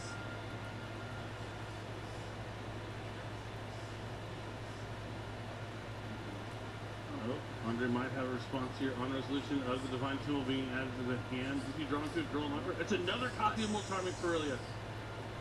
Second copy. You can't play up to 2 Mulcharmies in the same turn. That means if Andre were, or if Jesse were to normal summon, he would get 2 more draws. But now Jesse's going to triple tag his talents, take a look at the hand, see what That's Andre's working with. disgusting. You can see that Bestial Jerusalem is in the hand as a form of interruption. Gonna read Dora, very What did you similar put back to Snake here? Eye Ash and the Tempai Dragon. The strategy. Bistio. Yeah, you get the Genroku, which is essentially poplar, the special summon from your hand. Dora. We're gonna see if Jesse The spell goes card. after the Jerusalem just because it represents the only point of I interaction. mean, you get from the spell hand card with the here. line with the new Because card, yeah, right? going after any of the others, I'm Singing not Time mistaken. already in the hand. Chandra also. Genroku contributes himself to get access to any Tenpai Dragon from the deck as well. But yeah, it's gonna go after the Bistio. Jerusalem as it represents something that could impede Jesse's play here on his first turn. Right, but as soon as Jesse summons another monster from his hand, That's good Andre's to know. going to draw 2 more cards, and there's a good chance that it will be able to interact with Jesse. I think I would have made the mistake and Definitely. put like I think Jesse, when spell he decided card to commit to for that no triple reason. text The count, Bistio- though, knowing that that would be a potential. I guess the Bistio was case good here, because just knowing he's not going to summon it against, doesn't he doesn't want to give him the extra cards. extra card. Not Not actually extra in the cards, hand. but How like much can he do without normal summoning or special summoning? interruption while That he's is the playing. question that we That's are what I'm going trying to to need to answer right here. We'll I'll see try my best, what guys. he is going to do. He's going to Divine Temple and have to place the Snake Eye Oak from the hand. Oof. Yep. That is not ideal. Better it goes from the spell and trap card zone from the hand than from to the main monster zone and getting those draws for sure, which is a little funny. And now Jesse's going to use Snake Eye Ash, sending the Oak to the graveyard to special summon Snake Eye Flamebird Dragon from the deck. Now he has to decide how is he going to build a board to beat the hand that Andre has.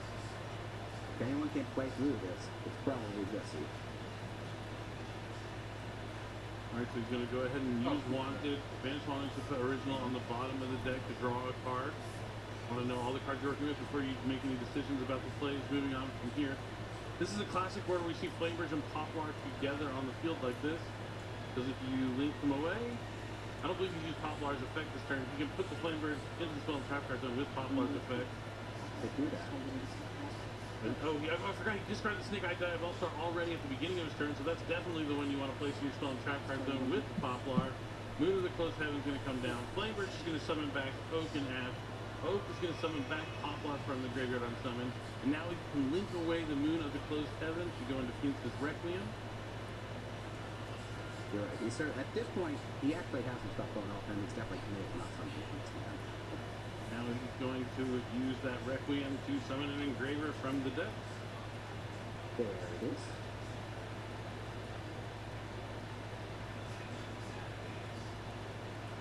Just started accessing the Phoenix with Engine. He hasn't used Track yet, but he could go into Sequence, into Lacrima, add back the Engraver, discard the Engraver for Track, get the Fabled Blurry, summon the Lurry, summon back the Engraver. He has a lot of things he can do right now, so it's just going to be about how he can navigate through the perfect knowledge of Andre's hand.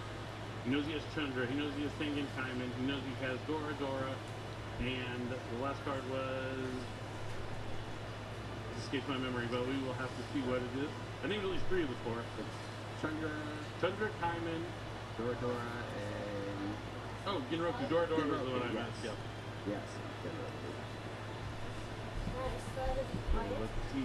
Yeah, how look he at that. knows. It's He up. knows there's no Sangan Summon in the hand at least is beneficial, so he's going to be able to maybe focus on something like getting Appolution on the board eventually. Something like my Eastern youngest. Desiree could be a goal for him at the end of this combo. How do I have to You're still right. be Acknowledge that he quiet? doesn't have the fancy summon. Yeah, they would have those cards.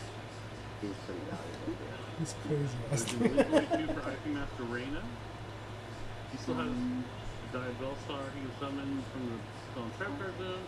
He's going to attach the Requiem to Engraver with Ancient Requiem's effect we put from the graveyard. And you can send both of those to Fusion Summon out Necroquick Princess. Well, you don't always see Necroquick Princess in these decks. Specifically for Beast Snake like that. Now he's going to replace the Ash in Stone Trap Card Zone to summon Snake Eyes Diabell Star. And then send that Ash right to the graveyard with Snake Eye Oak to summon a Snake Eye monster from the deck. And it's going to be another copy of Snake Eye Ash.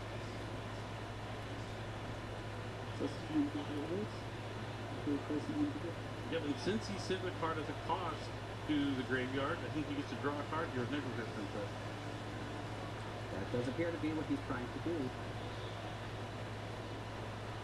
This is a monster? What's the deal?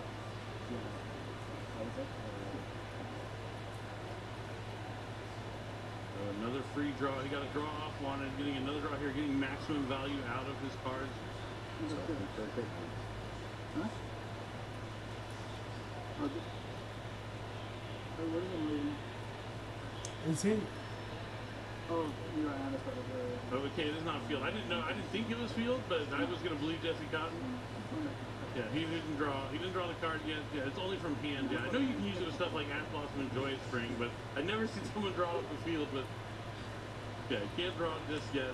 Not a big deal. Yeah, he didn't draw the card yet, fortunately. It's still down. That was crazy. I was wondering why he was drawing. Then again, I don't play Snake Eyes. So. All right, a little rattle, but good I enough to usually focus back beat into it, them see where you can go from here. A veteran player the runic knows how stun, to and get they that don't back get this into the far. game. Most of the time. Good catch there from our judges.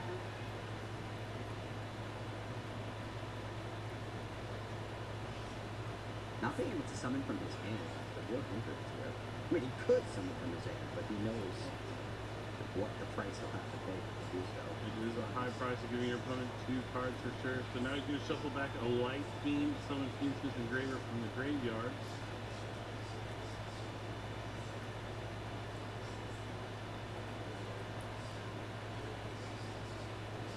Going into the Think Tank real quick here. Looks like he's forming a Link Summon with his 2 monsters. That could be a Bellstar. He's dipping into that after that.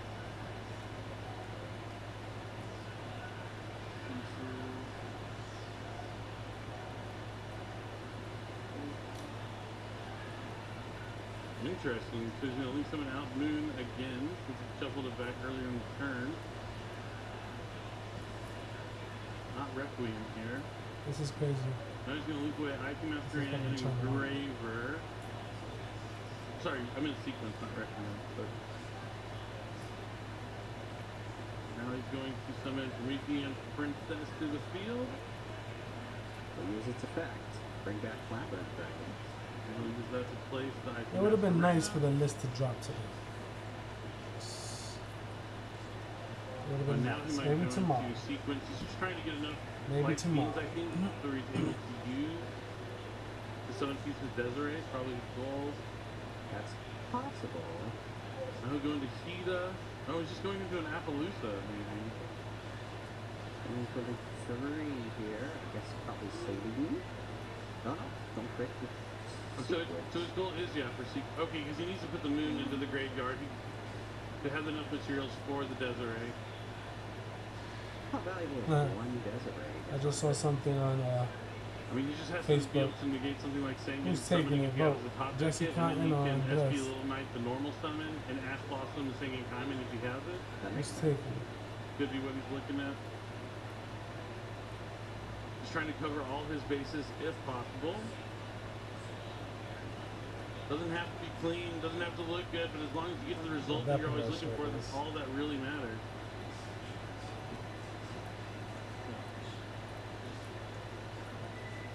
There's a lot of thinking to do here because he knows Andre's hand. Definitely. So he is going to, the Desiree and IP is going to be the interactions. He also has Promethean Princess in the graveyard. And oh, that looks like an effect veil. I think that's. Oh, it's fine. Andre group 5 for us. Oh, okay, so another 10-pipe dragon.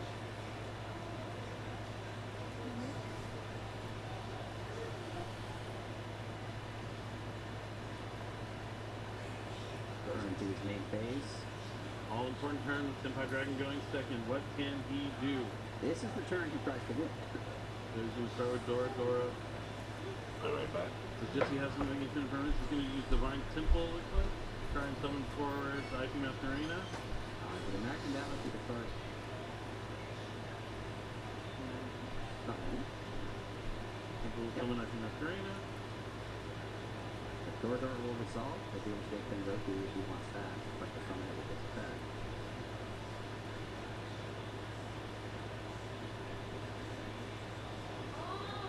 Oh, he's going for Chandra instead.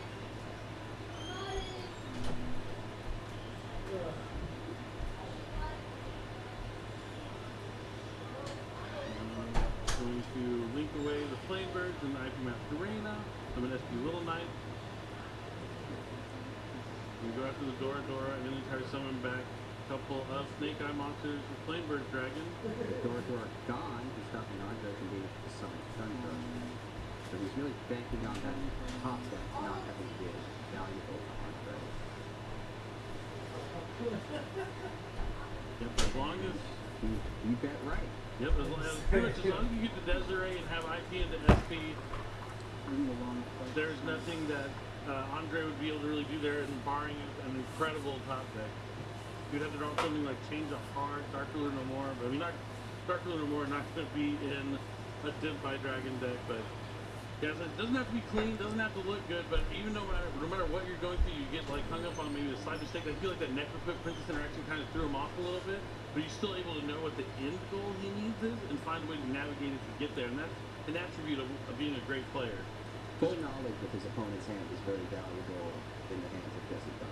Definitely. And I know he's not personally isn't a big fan of Turbo Tactics talent, but maybe now after this tournament he will be, as that was a key card in his victory there in game number 1. But you know, going into game number 2, Andres is not out of it just yet. He can win going second. That's what his deck is designed to do, and he has been doing it all weekend long.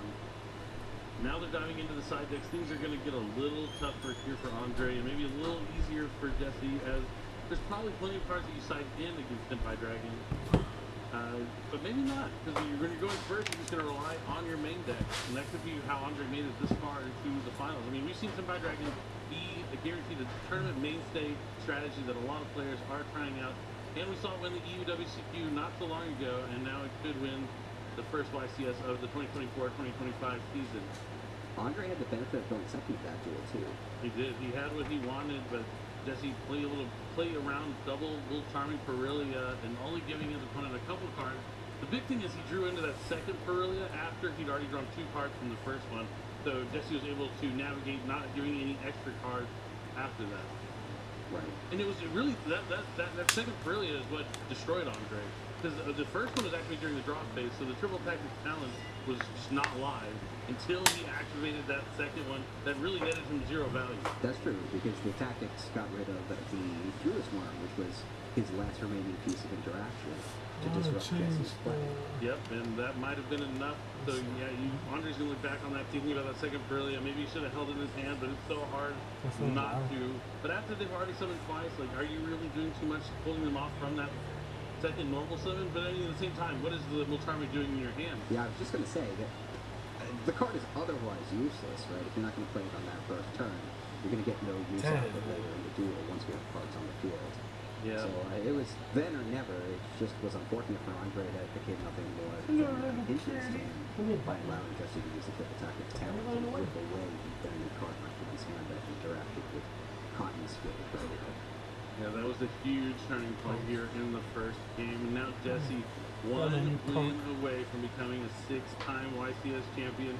Would be the second person ever to win 6 YCSs. He's been in the finals probably more than any other player in the history of the game. And he's looking to add another trophy to his collection. Just incredible. But, you know, Andre, he came all the way here from the UK, and now he's trying to get his first YCS win. Even though he's down the game, he has to stay strong mentally. Let him know that he can still fight back in this. He's down, but not out.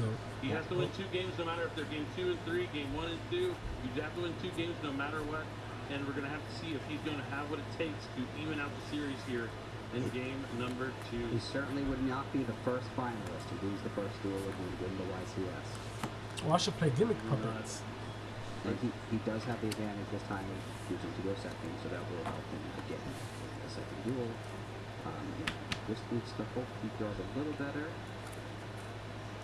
than he did in that first one. Definitely. The players are shuffling up their opponent's decks, it looks like. Making sure they're good and randomized. We're going to rifle shuffle afterwards here. There we go. Moments away from giving out the first ever Ultra, another Versalaria. Just incredible. I want to get my hands on one so bad. I really, really like it. It looks so cool. The artwork is phenomenal. The game mat looks amazing. It's beautiful, and it's just so great that it's new, and one of these players can take home the first ever ultra rare copy. I need it. All right. Maybe they drop them ban list tomorrow based on this, how this whole tournament went down. Probably. Who's gonna go first? I'm assuming That'll make a lot of sense, right, guys? Looks like Andre has 2 copies of the Fury of the Primal Being in his hand. Can't use both of them, unfortunately. No, did Andre choose to go first? Looks like he's just gonna. He did let Jesse go first, but he did activate Dimension Shifter. This is a game changer, but Jesse has called by the grave. Huge call by the grave here. Could be the call by the grave that will stamp. Fucking card is so good, but I hate it. For Jesse Cotton, we're gonna as see well what as else the Shifter is good. Everybody hates it too. But Andre does have the. Oh, what a nice All call that's by. happening in the draw phase. We're just off to the races right at the beginning of the turn before we even make it into the main phase, and now I think we're finally there.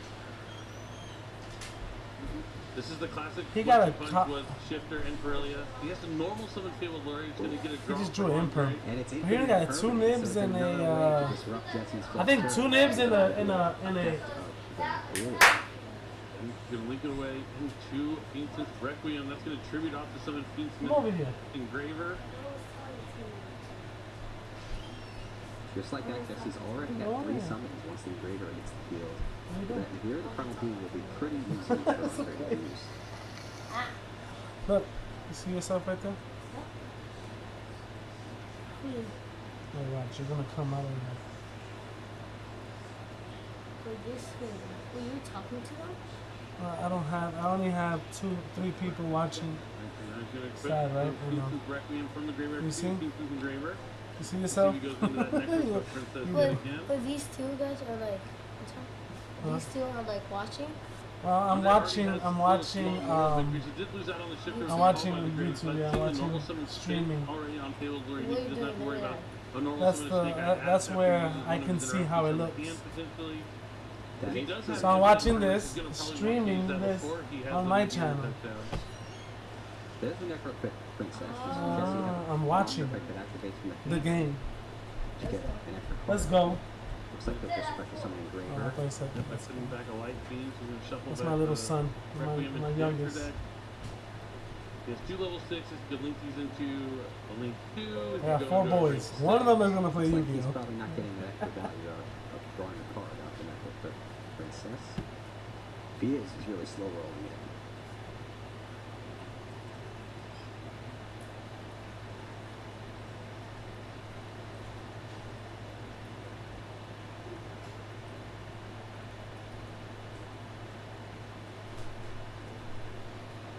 Going into the tank right now, thinking about his next move, considering his options, considering what Andre can have in his hand to slow him down. He is going to overlay straight into Beatrice here.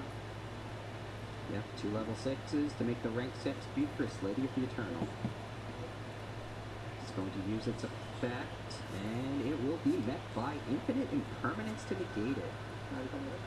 Alright, this might be the end of Jesse's turn. Jesse's offering for Andre to cut, indicating he's probably not going back into it. That's 1 card face down and passes. Andre's going to just go Ooh, ahead and the drop nib. anyway. Yeah, That we already knew he still had, sit but down a card I during his mean, turn. Yeah, there's no reason not to, especially with 2 copies of Nibiru in Andre's hand. Because like before the Nevertheless, Appaloosa Jesse come passes out, his turn. we're nibbing. Andre might be looking to even things out if What do he you does think? have Tengen summoning or Think it Temur stops Dragon. Cotton right now? He's shaking Not his happy. hand. He had nothing to get his deck running. It was an imperm as well, right? Or have I been here to use them? He's just attacking with Nibiru the Primal Being. A second life for Jesse. Another opportunity to draw a card that gets him out of this. That's the card face down and passes back to Jesse. That What is has to be the. But don't know what card he said actually. Could be an infinite impermanence. So he's going to start with Engraver, shuffling back the Stable Glory to summon Engraver back to the field. Yeah, here's the infinite permanence, so it's whatever card he drew. Just like the card is.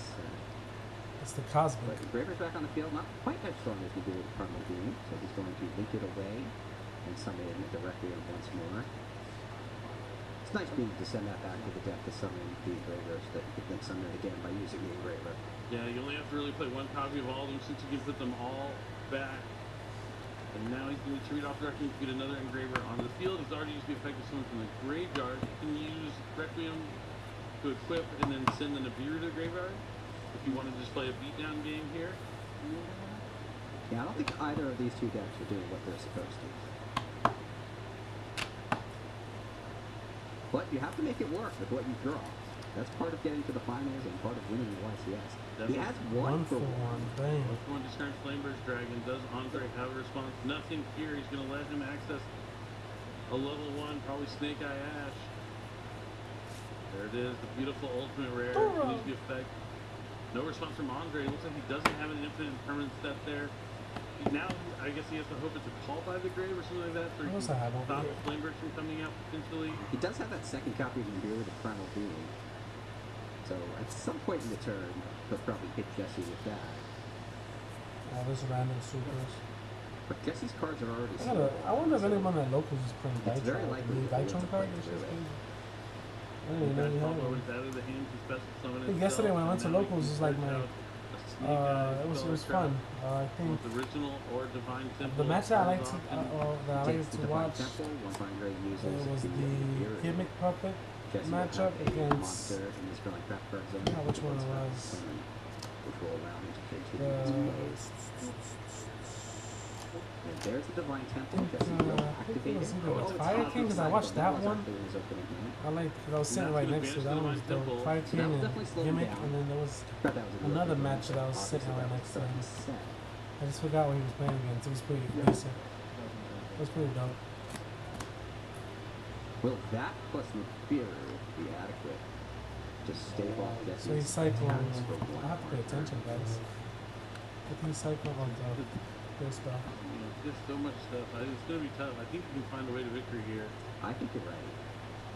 You can equip the Requiem, take out the Nibiru, or you can, like, there's so many different lines you can do. He definitely wants to get Flamebirds on the field before 5 summon. Yeah. He's definitely going to go into 5 summons. Question of when. So he leads away the Poplar in the Graver 4 sequence. So this is summon number 1, 2, 3, That's 4. 4, I believe. So if he makes Drop Desiree, another that would nib. be vulnerable. To Nibiru. Let's see. He's going to use the effect of Poplar to put Poplar into his spring craft card zone. It's crazy, man. He's definitely going to drop another nib. Oh, it was summon number 5. Okay. So you're just going to be able to Nibiru here before Flamebirds hits the field. Oh, that's right. There were the 3 monsters on the field, plus there was the Requiem that was sent to the graveyard. which Oh, the wasn't Requiem was counted. the one that we missed. Yeah. We need that Master Duel counter that shows up. That's right. Mirroring Master Duel. If you have Nibiru in your hand, it counts the summons for you.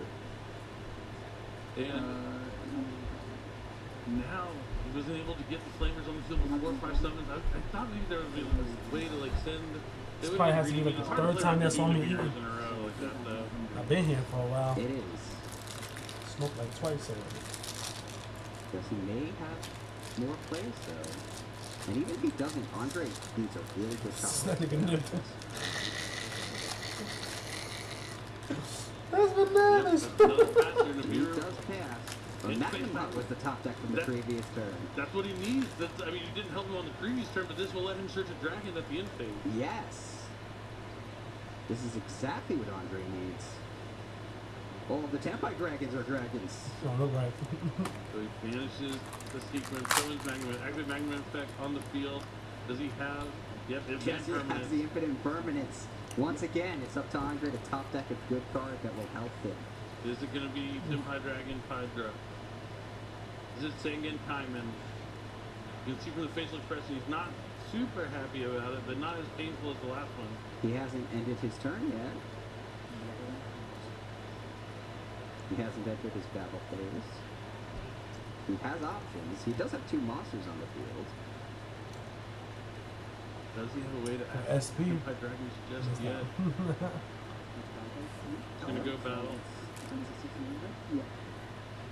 He's going to attack over with the Magma, attack for 3,000. This has just been a bunch of non-engine fighting off Jesse's advances so far. The thing is, Jesse still has Engraver in the graveyard to keep starting his turns with. The sequence won't be going back now that it's banished at least. Yeah, starting with no engine is fucking crazy. It's true. Andre is going to use his 2 monsters for a Link summon, and he's going for SP Little Knight. Hat. I guess Andre doesn't value the high attack points of his monster as much as he does the disruptive effect of SP Little Knight. Yeah, but Engraver's just going to be able to summon himself back and attack over the SP Little Knight. That looks like what he's doing. He is bringing back the Engraver. I think you're right. We'll probably see an attack for Little Knight. Yeah. Yeah, I Little Knight don't. is destroyed. Not a fan of that Link summon for SP Little Knight there, but it is tough. That's not. Got a little nice threat. I guess at least he knows that he's going to survive another turn to hopefully top deck, but he has only 1 card in his hand. We don't know what it is. I don't know what Jesse keeps drawing because he hasn't been using cards in his hand. Just keeps bringing back Engraver. Is it Snake Eye Ash? It's The not Bellstar. Bellstar. That's bananas. That's it. And that's He can it. see it. Did you see the Dive Bellstar? And Jesse Cotton is your Damn. YCS Sacramento champion, the first ever winner of the Ultra Rare, another rare Solaria, and now a 6-time YCS champion out of Canada. Congratulations, Jesse Cotton. Congratulations, Jesse Cotton. That's Just crazy. phenomenal. Amazing. He played through a weak hand and managed to make it work. And unfortunately, That stupid witch. for Andre, he didn't quite draw